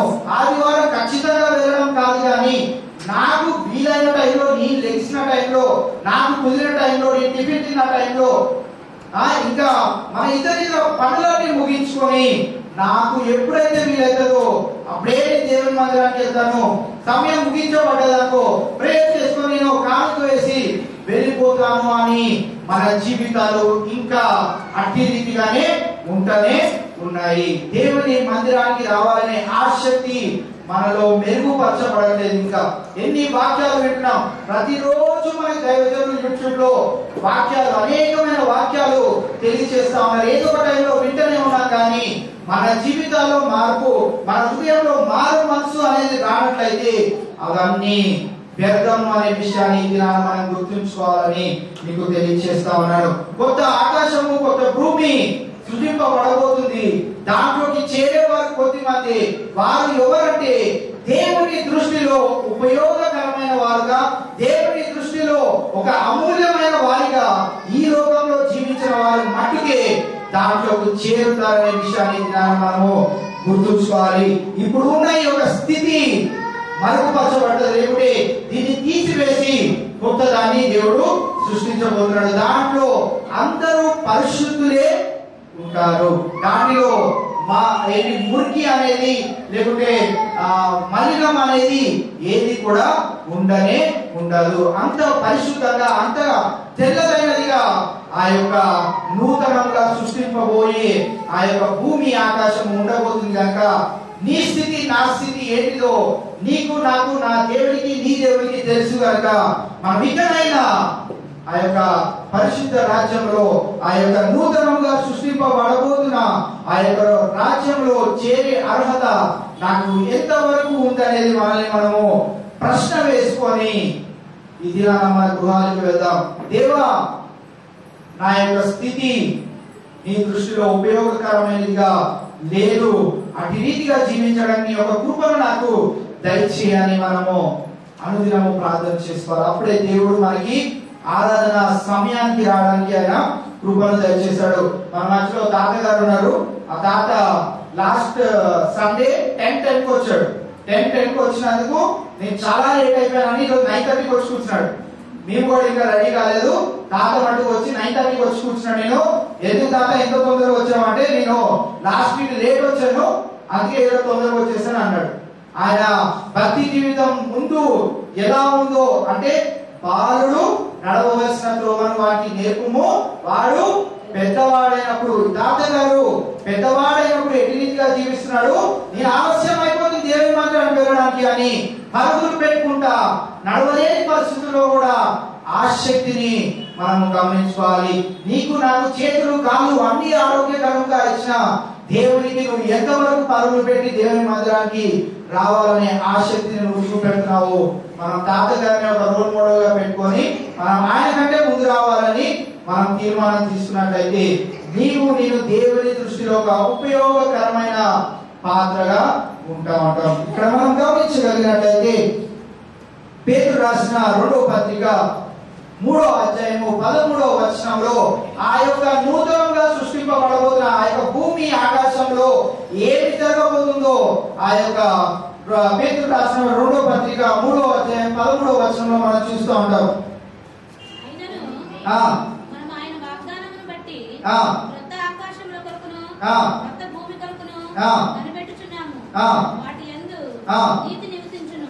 వాటి యందు నీతి నివసించును. నీవు నేను ఈ లోకంలో జీవిస్తున్నప్పుడు ఎంత నీతిగా నివసిస్తున్నాం అనేది మనల్ని మనము ప్రశ్న వేసుకోవాలి. ఎందుకంటే ఆ నూతన రాజ్యంలోకి నీవు నేను చేరాలంటే మనకి నీతి ముందు నుంచే అలవాటయి ఉండాలి. మనం ఒక జాబ్ లోకి వెళ్ళాలి, లేకపోతే ఒక స్కూల్లోకి వెళ్ళాలనుకోండి, ముందుగానే మనకి ఏం పెడతారు, ఎగ్జామ్ పెడతారు, ఇంటర్వ్యూ పెడతారు. ఇవన్నీ ఎందుకు పెడతారు, మనకి ఆ స్కిల్స్ ఉన్నాయో లేదో పరీక్షించడానికి. ఆ స్కిల్ ఒకవేళ మనలో లేదనుకోండి, మన సిస్టమ్ ఏం ఆన్ చేయడం రాదు, మన సాఫ్ట్వేర్ జాబ్ ఇస్తారా, మనకి డబ్బులే లెక్క పెట్టడం రాదు, బ్యాంక్ జాబ్ ఇస్తారా, ఎక్కడికక్కడ మనకి కొన్ని పరీక్షలు పెడతారు, ఇంటర్వ్యూస్ పెడతారు. వీటన్నిటిలో మనము వారికి విలువైనదిగా కనిపిస్తే మనల్ని ఉద్యోగంలో ప్రవేశపెడతారు. కనుక ఇక్కడ కూడా మనము గమనించవలసింది ఏంటి అంటే, నేను ఒకవేళ నీతిగా జీవించలేకపోయినట్లయితే ఆ కొత్తగా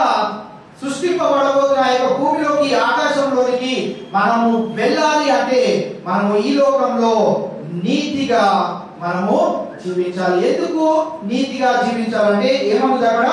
వాటి యందు నీతి నివసించును. ఆ యొక్క కొత్తగా సృష్టింపబడబోతున్న వాటిలో నీతి నివసిస్తుంది కనుక నీతిమంతులమైన మనమొక్కరమే అక్కడ చేరుతా ఉంటాము. మనము చనిపోయిన వారప్పుడు ఒక మాటను బాగా గుర్తు చేస్తూ ఉంటాం. ఏంటి? నీతిమంతులను జ్ఞాపకం చేసుకున్నట ఆశీర్వాదకరము. వారి జీవితం అంతా మనకి తెలుసు. ఎంత రోతగా బ్రతికాడో, ఎంత పెంట కుప్పలాగా బతుకుందో మనకు తెలుసు. కానీ ఆ రోజు మటుకు మనం వెళ్ళి ఏం చెప్తాము? నీతిమంతుని జ్ఞాపకం చేసుకున్నట ఆశీర్వాదకరము అని అంటాం.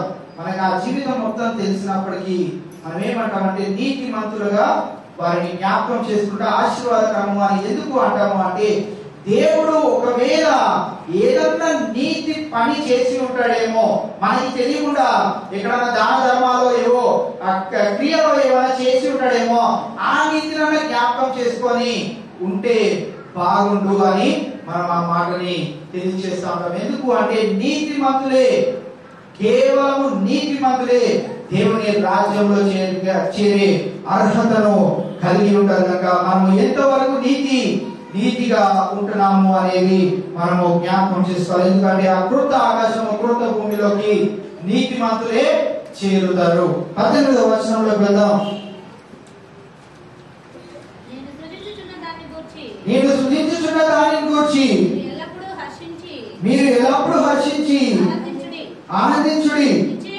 నిశ్చయముగా నేను యెరూషలేమును ఆనందకరమైన స్థలముగాను ఆమె ప్రజలను హర్షించు వారిగాను సృజించుచున్నాను.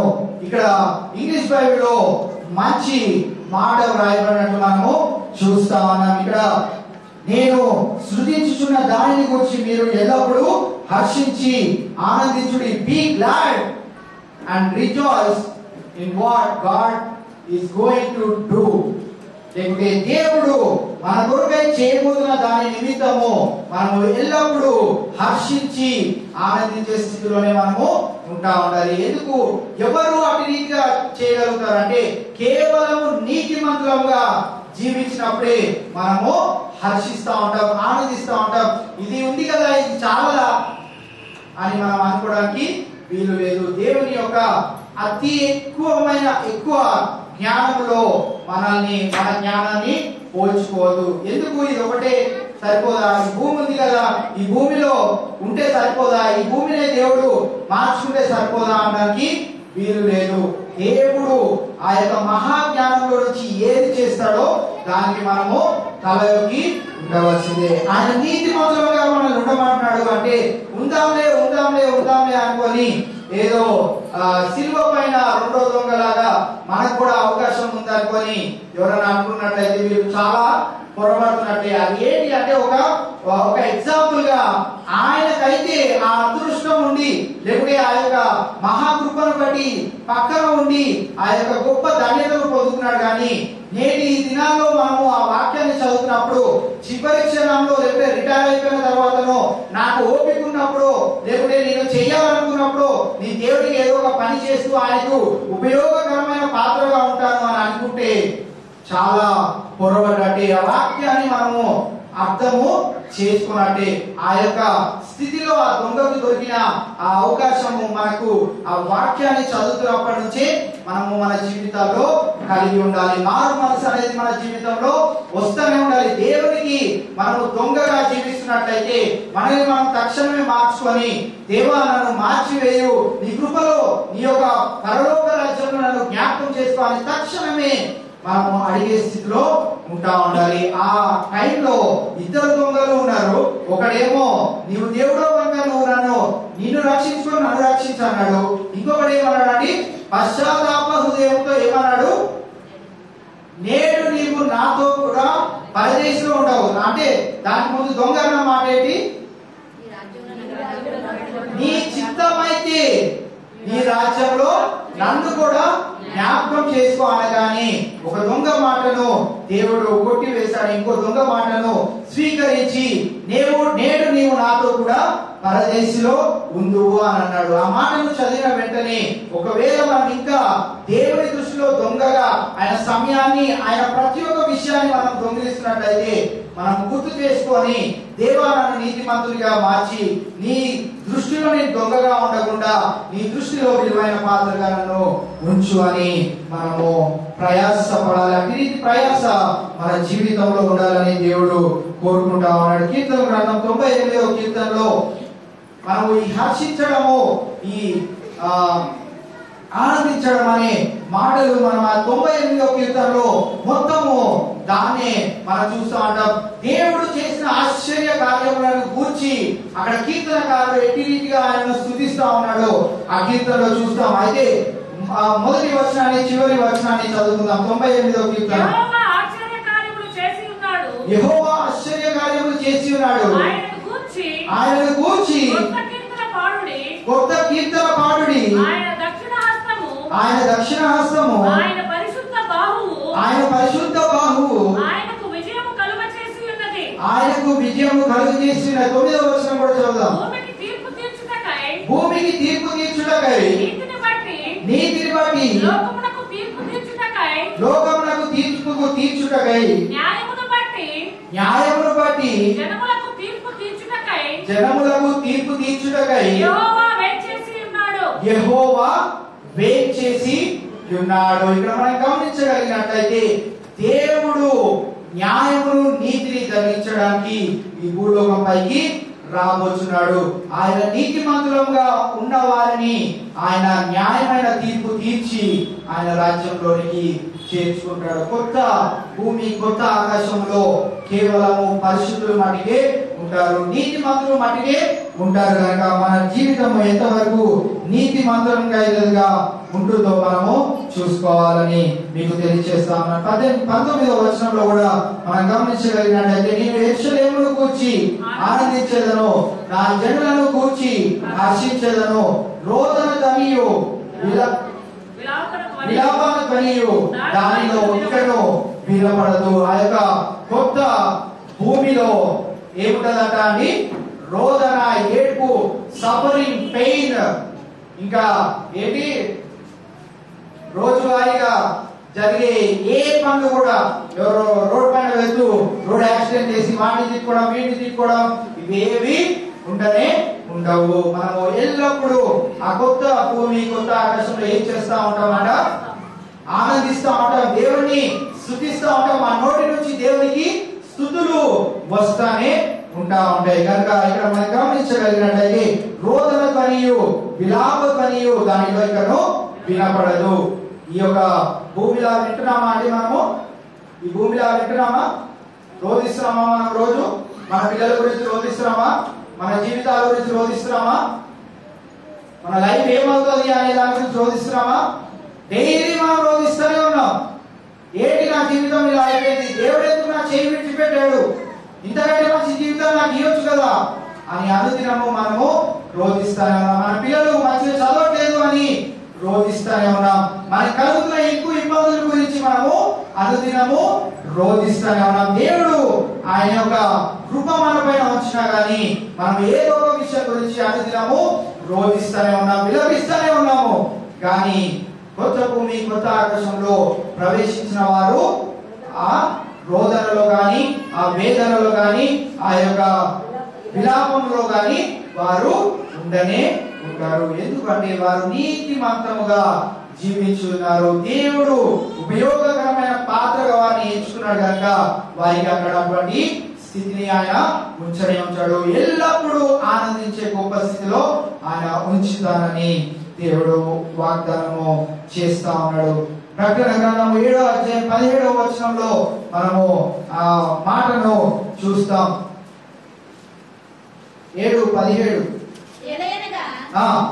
సింహాసనం యజమానులు గొర్రెపిల్ల వారికి కాపరి అయి జీవజలముల బుగ్గల ఎద్దకు వారిని నడిపించును. దేవుడే వారి కన్నుల నుండి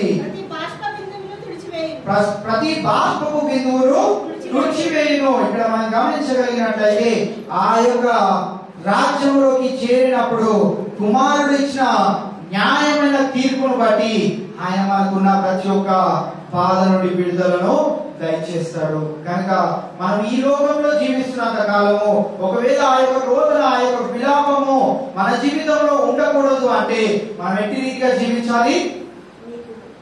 నీతిమంతులంగా మనము జీవించాలి. నీతిమంతులంగా మనము జీవించినప్పుడు ఆయన న్యాయమైన తీర్పు మనకు దయచేస్తాడు. ఆయన తీర్పులో మనకు ఎటువంటి భేదము ఉండనే ఉండదు. మనము ఆ క్షణంలో ఆయన యొక్క పాదాల చెంతకు వచ్చి దేవా నన్ను రక్షించు రక్షించు రక్షించు, నా యొక్క రోదనను తీసివేయాలి ఎంత ప్రలాపించినా గాని ఆయన వినడు. ఎందుకు అంటే నీ యొక్క జీవితము ఆయన దృష్టిలో విలువైనదిగా లేదు, రోత బ్రతుకుగా ఆయన ఎంచి ఉన్నాడు కనుక అటువంటి న్యాయమైన తీర్పునే ఆయన దయచేస్తాడు. ఆ న్యాయమైన తీర్పు ఎట్టి రీతిగా ఉంటది? మనం ఎక్కడ పడవేయబడతాం?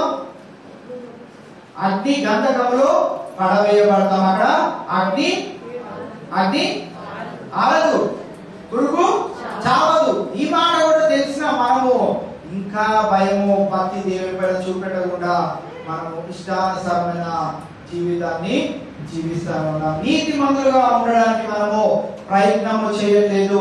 ఆయన న్యాయమైన తీర్పు చేస్తాడు అని మనము జాగ్రత్తగా జీవించట్లేదు. కనుక ఈ దినాన మరి ఒకసారి దేవుడు మనకి తెలియజేసిన మాట ఏంటి అంటే ఆ నిత్య రాజ్యంలో రోదన విలాపములు ఉండనే ఉండవు, ఎల్లప్పుడూ నువ్వు ఆనందిస్తూనే ఉంటావు. కనుక ఆ యొక్క ఆనందకరమైన ఆ యొక్క రాజ్యంలో చేరాలి అంటే మనం ఎట్టి రీతిగా జీవించాలంటే నీతిమంతులుగా జీవించాలి. నీతిమంతులు మట్టికే ఆ యొక్క రాజ్యంలో ప్రవేశింపబడతారు.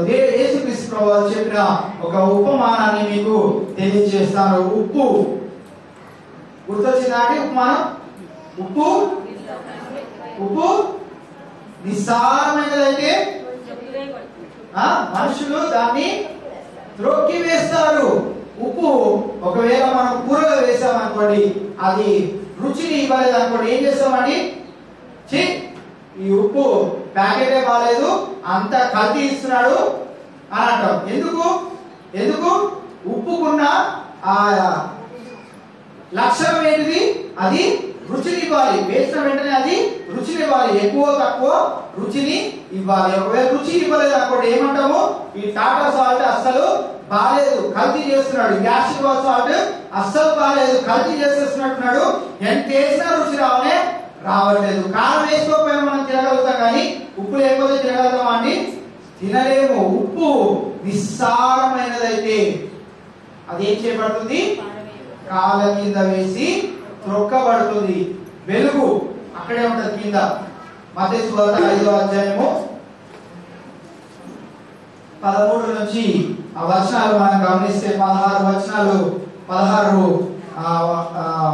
13 నుంచి 16 వరకు మనం గమనిస్తే అక్కడ మనము ఉప్పు గురించి, వెలుగు గురించి మనము చూస్తా ఉంటాం. మనము వెలుగు సంబంధమని మనం మర్చిపోయి మనము ఇంకొకరి ఈ యొక్క వెలుగు సంబంధంలోకి తీసుకురాని వారంగా మనము జీవిస్తున్నట్లయితే మన వెలుగు ఎల్లప్పుడూ ఉండదు, అది తీసివేయబడదు. ఎందుకంటే నువ్వు వెలుగు సంబంధివై దేవుడు నిన్ను వెలుగులోనికి రప్పించాడు. నిన్ను వెలుగులో నువ్వు జీవించాలని నిన్ను రక్షించుకున్న దేవుడికి నీవు వెలుగు సంబంధిగా నువ్వు కనిపించకపోతే దేవుడు ఏం చేస్తాడంటే నీ వెలుగుని శాశ్వతమైన చీకటిగా మార్చివేస్తాడు. ఎందుకు అంటే నీకు వెలుగును ఇచ్చాడు. నీకు ఒక పెన్సిల్ ఇచ్చి జాగ్రత్తగా ఒక వారం రోజులు వచ్చేటట్టు వాడు అంటే నువ్వు దాన్ని విరగొట్టి 2 రోజుల్లోనే ముగించావు అనుకోండి, ఇంకోసారి మీ పేరెంట్స్ ఏమంటారండి? వీడికి పెన్సిల్ ఇవ్వను. ఎందుకు? అది ఎలా ఉపయోగించాలో వాడికి తెలియదు, ఉపయోగించడం తెలియదు. కనుక మనం ఏం చేస్తాం? వాడిని శిక్షిస్తా ఉంటాం. దేవుడు కూడా నువ్వు ఉపయోగకరమైన పాత్రగా, ఈ ఇండియాలో పాపులేషన్ ఎంత అని 103 crores, అది కౌంట్ ఎప్పుడో మీరు చదువుతున్న 10th క్లాస్ లో చదువుతున్నప్పుడు 103 crores అన్నాడు. అది పెరుగుండొచ్చు, తగ్గుండొచ్చు. అంత మందిలో మనం ఇక్కడ కొద్ది మందిగా కూర్చొని ఉన్నాం. మన కొద్ది మందిని దేవుడు ఏం చేస్తున్నాడు? పిలుచుకున్నాడు. వెలుగు సంబంధంగా మనల్ని అందరినీ చేసుకొని ఉన్నాడు, ఉప్పుగా ఆయన ఎంచుకొని ఉన్నాడు. ఎందుకు అంటే మీరు పనికొస్తారు నాకు అని మనందరినీ పిలుచుకొని ఆయన రక్షణ పాత్రను మనకి దయచేస్తే మన జీవితాలు నిస్సారమైనదిగా మనల్ని మనం చేసుకున్నట్లయితే దేవుడు మనల్ని కాళ్ళ మీద వేసి తొక్కేస్తాడు.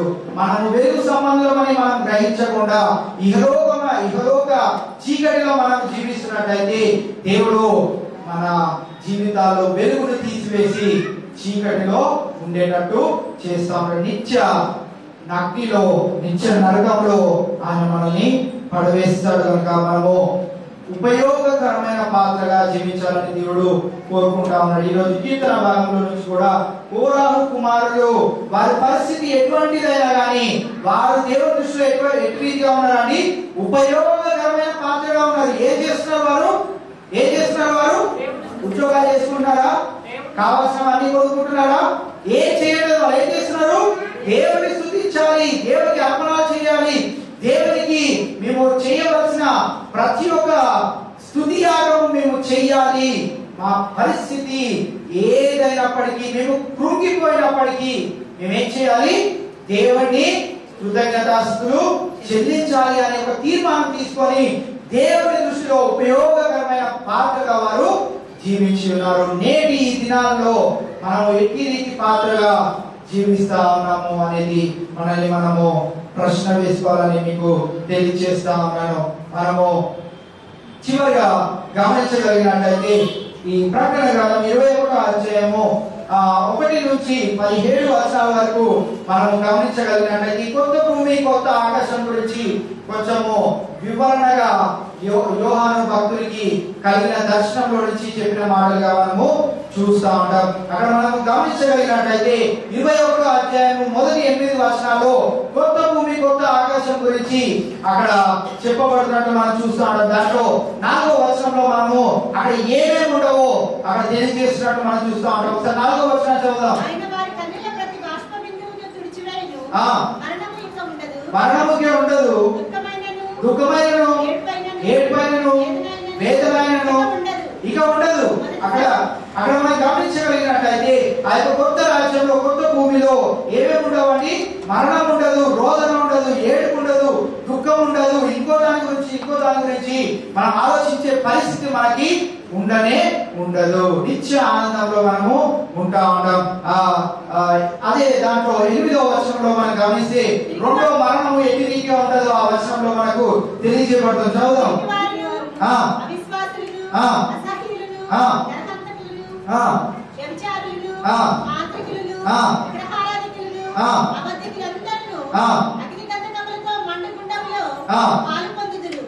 ఇక్కడ మనం గమనించగలిగినట్లయితే ఇది రెండవ మరణము. మనం ఇవన్నీ మాటలు విని ఉన్నాం కదండి. వీటిలో ఏ కేటగిరీలో మనం ఉన్నా కానీ మనము ఎక్కడ పరవేయబడతాం? నరకంలో, అగ్నిగుండంలో పరవేయబడతాము అని ఇక్కడ మనం చూస్తా ఉన్నాం. ఫస్ట్ మాటనే తీసుకుందాం. పిరికి వారును మిగతా పనులన్నీ మనము చేయకుండా ఉండొచ్చు, అక్కడ వరకు మనము జాగ్రత్త పడుతూనే ఉండొచ్చు. కానీ ఒకవేళ మనము దేవునికి లేకుంటే దేవుని ఆరాధించడంలో మనము పిరికి వారంగా ఉన్నట్టయితే ఏమని తెలియజేస్తున్నాడు? అదొక్క కేటగిరీలో నువ్వు పడ్డట్టయితే నువ్వు ఎక్కడ పడిపోతావు? నిత్య అగ్నిగుండంలో పడిపోబడతావు. కనుక మనము ఎల్లప్పుడూ ధైర్యము కలిగి కోరాహు కుమారులు ఏ పరిస్థితి నాకు వచ్చినప్పటికీ నేను దేవుని ఆరాధించాలి అని తీర్మానం తీసుకొని ముందుకు వెళ్ళి ఉన్నారు. దేవుడు వారిని ఉపయోగకరమైన పాత్రగా ఎంచుకొని ఉన్నాడు. యూస్ఫుల్ థింగ్ వారిని ఆయన దృష్టిలో తీసుకొని వారిని అట్టి రీతిగా వాడుకొని ఉన్నాడు. వారు ఆ యొక్క వచనాల్లో ఆ ముందు కీర్తన 2 కీర్తనలో కూడా చూస్తే కోరాహు కుమారులు ప్రతి కీర్తనలో కింద లాస్ట్ కు వచ్చేటప్పటికి మేము కృంగిపోచున్నాము. అంత కృంగిపోయేది నీ జీవితంలో నా జీవితంలో ఉందా? అంత కృంగిపోతున్నామా మనము? బాగుంది కదా మన లైఫ్, అందరిది బాగానే ఉంది కదండి.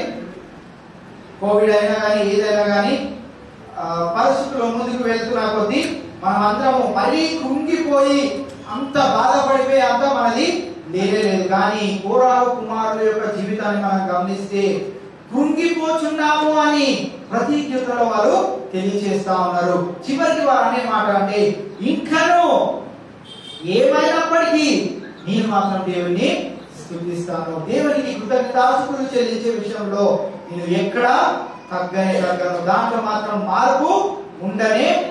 నా పరిస్థితి ఏదైనప్పటికీ నేను మాత్రం స్ట్రాంగ్ గా నాకు దేవుడు ఇచ్చిన ఈ యొక్క అర్హతను, ఈ యొక్క జాబ్ నిమిత్తమై నేను ఖచ్చితంగా ఆయనకు ఉపయోగకరమైన పాత్రగానే ఉంటాను అని కోరా కుమారుల జీవితంలో నుంచి మనము చూస్తా ఉన్నాం.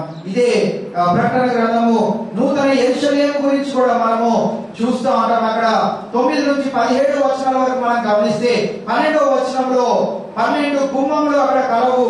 12 గుమ్మములకు 12 ఫౌండేషన్ స్టోన్స్, పునాదులు కలవు. పునాదులకు పేర్లున్నాయి, గుమ్మములకు పేర్లున్నాయి. అక్కడ దాని తర్వాత ఆ యొక్క విశాలమైన ఆ యొక్క నూతన యెరూషలేము ఎంత ప్రాకారము గలది అంటే ఏరియా, దానికి ఎంత ఏరియా కలదో అక్కడ 15 నుంచి 17 వచనాల వరకు మనము చూస్తా ఉన్నాం. అవన్నీ మనం గమనిస్తే ప్రతి దానికి లెక్క ఉంది. ఇక్కడ మనం ఒక 20,000 మందిని కూర్చోబెడదామంటే అవుతుందా? ఈ ఏరియా ఎంతదో అంతమంది మనము కూర్చోగలుగుతాం. ఎంత ఇరుక్కున్నా కానీ 20,000 మంది అయితే ఇక్కడ పడతారు. పరలోక రాజ్యం కూడా ఆ యొక్క నూతన యెరూషలేము కూడా వాటికి కూడా ప్రాకారాలు ఇవ్వబడ్డాయి. ఏరియా ఎంతలో ఇవ్వబడ్డది. ఆ ఏరియాలో ఎంతమంది పడతారో అంతమందినే ఇరికిస్తారు. ఎక్కువ మంది వస్తే ఏం చేస్తారండి, ఇప్పుడు ఆర్టీసీ బస్సు ఉంది, మనం బాగా ట్రావెల్ చేస్తాం కదా ఆర్టీసీ బస్సు. మేము మా ఇంజనీరింగ్ టైంలో కాలేజ్కి వెళ్తున్న టైంలో మా బస్సు ఎలా ఉండేది అంటే వంగిపోయి ఉండేది మా బస్సు. అంటే దాంట్లో నిండి పొర్లిపోయి పారిపోతా ఉండేవాళ్ళం. అంటే ఆ బస్సులో ఎక్కడో చోట ఒక కాలు పట్టుకోవడానికి ఒక రాడ్ దొరికితే చాలా అనుకొని మేము ప్రయాణం చేస్తా ఉండేవాళ్ళం. అంటే నిండి పొర్లిపోయింది అనుకోండి, దాంట్లో ఇంకొకరు చేరడానికి అవకాశం లేదు. ఆ యొక్క నూతన యెరూషలేము గురించి కూడా మీరు కావాలంటే మీకు ల్యాండ్ గురించి ఏమైనా ఐడియాస్ ఉన్నట్లయితే మీరు ఒకసారి అక్కడ మెజర్మెంట్స్ తో సహా ఇంత ఉంది అని మెజర్మెంట్స్ తో సహా ఉంది కనుక అది చాలా చిన్నగా ఉందండి. మనము 100 crores జనాభా మనది ఇండియాలో ఉంది, చైనాది మనకంటే ఎక్కువ. ఇంకా మిగతా వాళ్ళు వారి భక్తి జీవితాలు అవన్నీ గుర్తు చేసుకొని వారికంటే నేను గొప్పగా ఉండాలి అని అనుకోవాలి. ఎందుకంటే ఏరియా చాలా చిన్నది. బాగా సేవ చేస్తున్న సేవకులు ముందు దూరిపోతారు అక్కడికి. విశ్వాసులు వారికంటే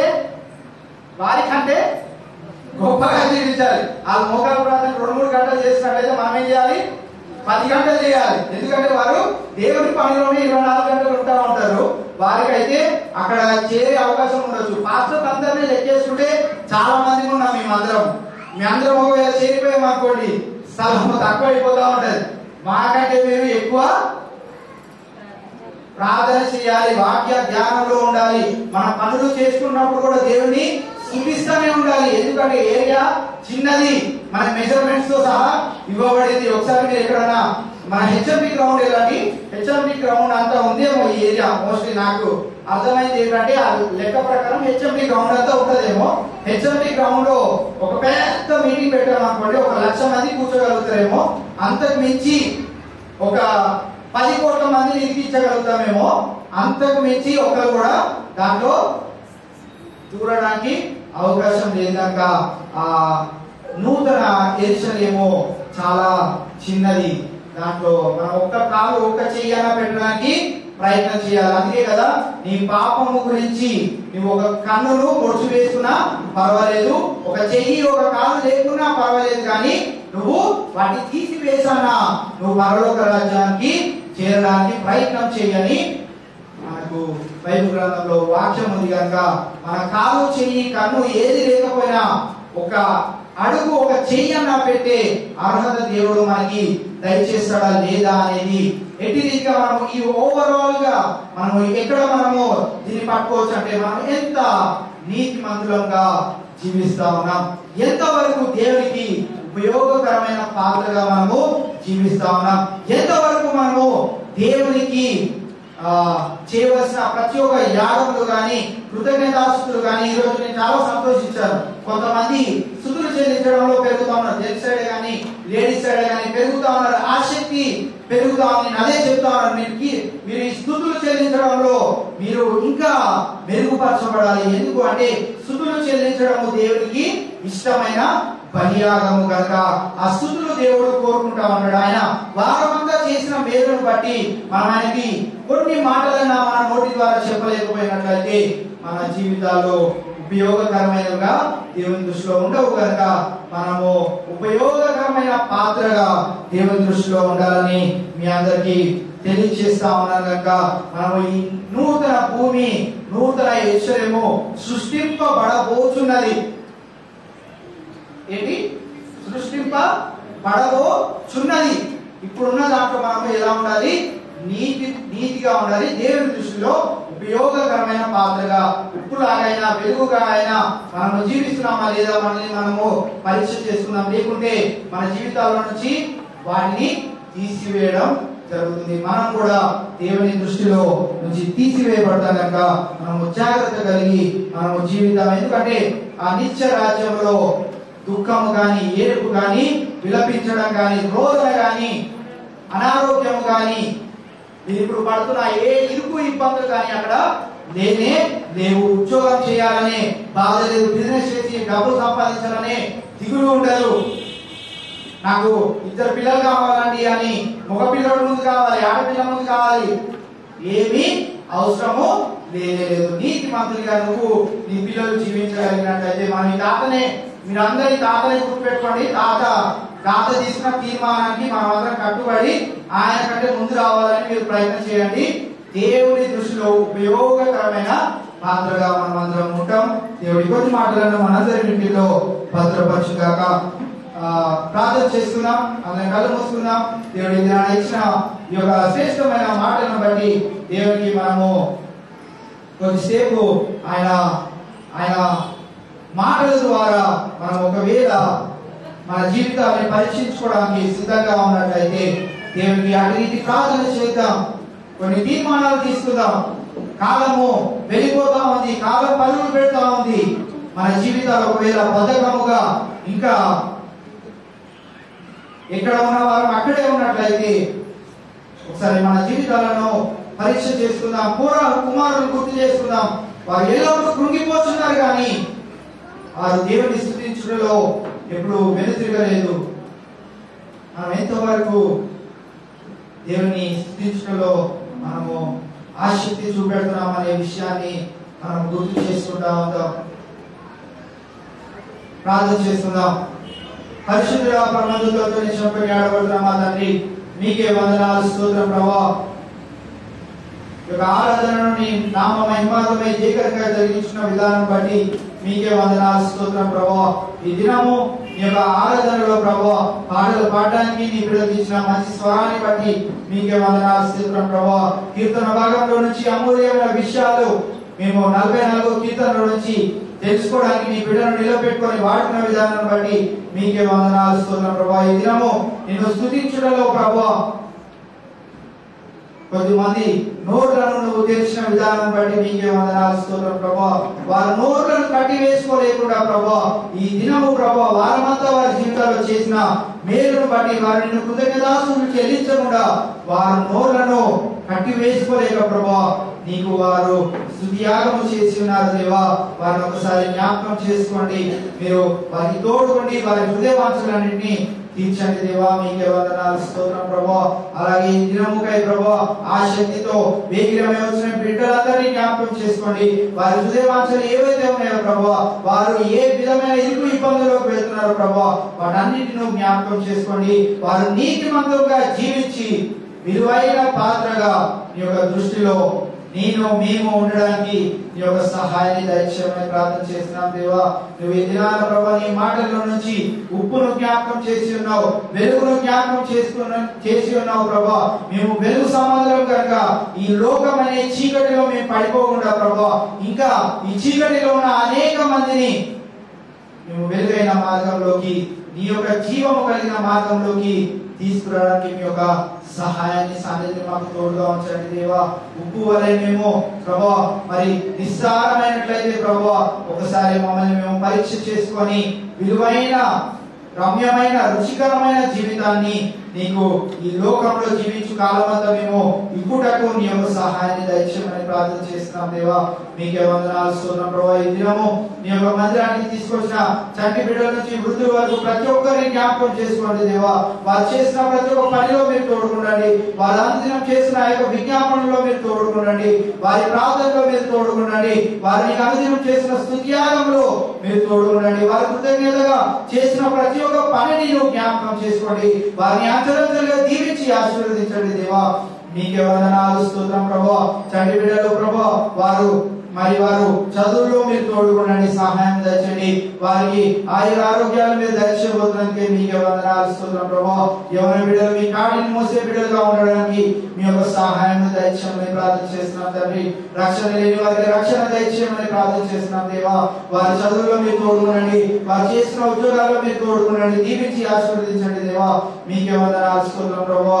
వారి హృదయమాచలు ఏమున్నా కానీ మీరు తీర్చి తృప్తిపరచమని ప్రార్థన చేస్తున్నాం. మరి అలాగే ప్రభువా, మా సంఘంలో ఉన్న స్త్రీల గురించి జ్ఞాపకం చేసిన వారు ప్రార్థన యోధులుగా ఈ యొక్క మందిరంలో ఉన్నారు దేవా. వారు చేసిన ప్రతి ఒక్క విజ్ఞాపనను నువ్వు ఆలకించి తగిన సమయంలో మీరు ప్రతిఫలం దయచేస్తున్నందుకే మీకే వందనాలు స్తోత్రం ప్రభువా. మరి అలాగే ఎవరైతే బిడ్డలు ప్రభువా, మరి ప్రభు వారు ఏ అవసరంలో ఉన్నారో ప్రభు వారందరినీ జ్ఞాపకం చేసుకోండి దేవా.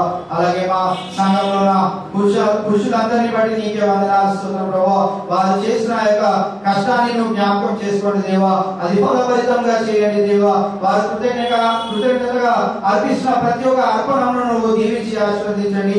పట్టజాలంత విస్తారమైన దీవెనలు వారిపైన కుమరింప చేయండి దేవా. మీకే వందనాలు స్తోత్రం ప్రభు. మరి మా సంఘంలో ఉన్న వృద్ధులను జ్ఞాపకం చేసుకోండి దేవా. తల్లులను మీరు జ్ఞాపకం చేసుకోండి దేవా. వారు చేసిన ప్రతి ఒక్క ప్రార్థన విజ్ఞాపనను ఆలకించి ప్రభా మా అందరికీ నీ యొక్క కృపను మెండుగా ఉంచిన దేవా. మీకే వందనాలు స్తోత్రం ప్రభా. వారికి కావలసిన ఆ యొక్క ఎముకలలో సొత్తును దయచేయండి దేవా. వారికి కావలసిన మంచి ఆరోగ్యాన్ని మీరు దయచేయండి. ఏ అనారోగ్య పరిస్థితి వారిని వేధిస్తుందో ప్రభా, వాటన్నిటిలో నుంచి వారిని విడుదల దయచేయమని ప్రార్థన చేస్తున్నాం దేవా. మీకే వందనాలు స్తోత్రం ప్రభా. ఈ దినము ప్రభా నీవు జరిగించిన ఈ యొక్క ఆరాధన అంతటిని ప్రభా వాటి నీకే వందనాలు స్తోత్రం తెలియజేసుకున్నాం దేవా. ఆసక్తితో విచ్చేసిన బిడ్డలందరినీ నువ్వు ఒక ప్రత్యేక రీతిగా దర్శించి ప్రభా వారి అవసరాలన్నింటిలో మీరు తోడుగా ఉండి, మరి ప్రాముఖ్యంగా ప్రభా ఈరోజు నువ్వు విత్తబడిన ఈ యొక్క వాక్యాన్ని బట్టి ప్రభా మేము ఎంతవరకు నీతిమంతులంగా జీవిస్తున్నామా అనేది మమ్మల్ని మేము ప్రశ్న వేసుకొని ప్రభా, మమ్మల్ని మేము ప్రశ్నించుకొని ప్రభా ఆ యొక్క నిత్య అగ్నిలో మేము పడిపోకుండా ప్రభా మేము కాపాడబడడానికి మీ యొక్క సహాయాన్ని దయచేయండి. నిత్య ఆనందము కలిగిన ఆ యొక్క నిత్య రాజ్యంలో మేము చేరే గొప్ప ధన్యతను మాకు దయచేయమని ప్రార్థన చేస్తున్నాం. ఈ దినము ప్రభా నీది కనుక ప్రభా ఈ దినము నువ్వు ఈ యొక్క ఆరాధనను నీ నామ మహిమాలపై జయకరంగా జరిపించుకున్న విధానం బట్టి మరి ఒకసారి నిండు హృదయంతో లెక్కలేనటువంటి వందనాలు స్తోత్రం తెలియజేసుకుంటూ సమస్త ఘనత మహిమ నీకే ఆరోపిస్తూ ఈ ప్రార్థన ప్రభు యేసు నామములో అడిగి వేడుకుంటున్నాం మా తండ్రి, ఆమేన్. మన తండ్రి అయిన దేవుని యొక్క ప్రేమయు కుమారుడైన యేసుక్రీస్తు వారి యొక్క కృపయు పరిశుద్ధాత్మ యొక్క నిత్య అన్యోన్య సహవాసము కాపుదల సంరక్షణ ఈ దినము ఆయన మందిరానికి చేరిన సకల పరిశుద్ధులకు ఆయన విశ్వాసులకు ఆయన బిడ్డలకు సదాకాలము తోడైయుండును గాక. ఆమేన్ ఆమేన్.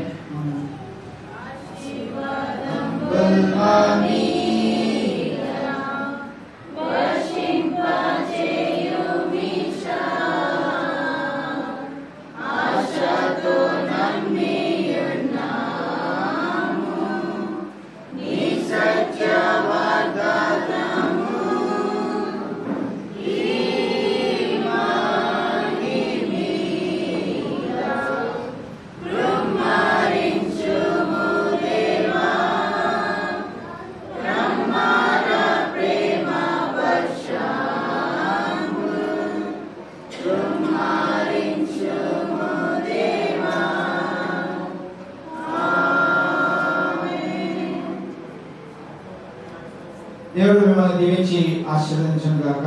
ఆమేన్.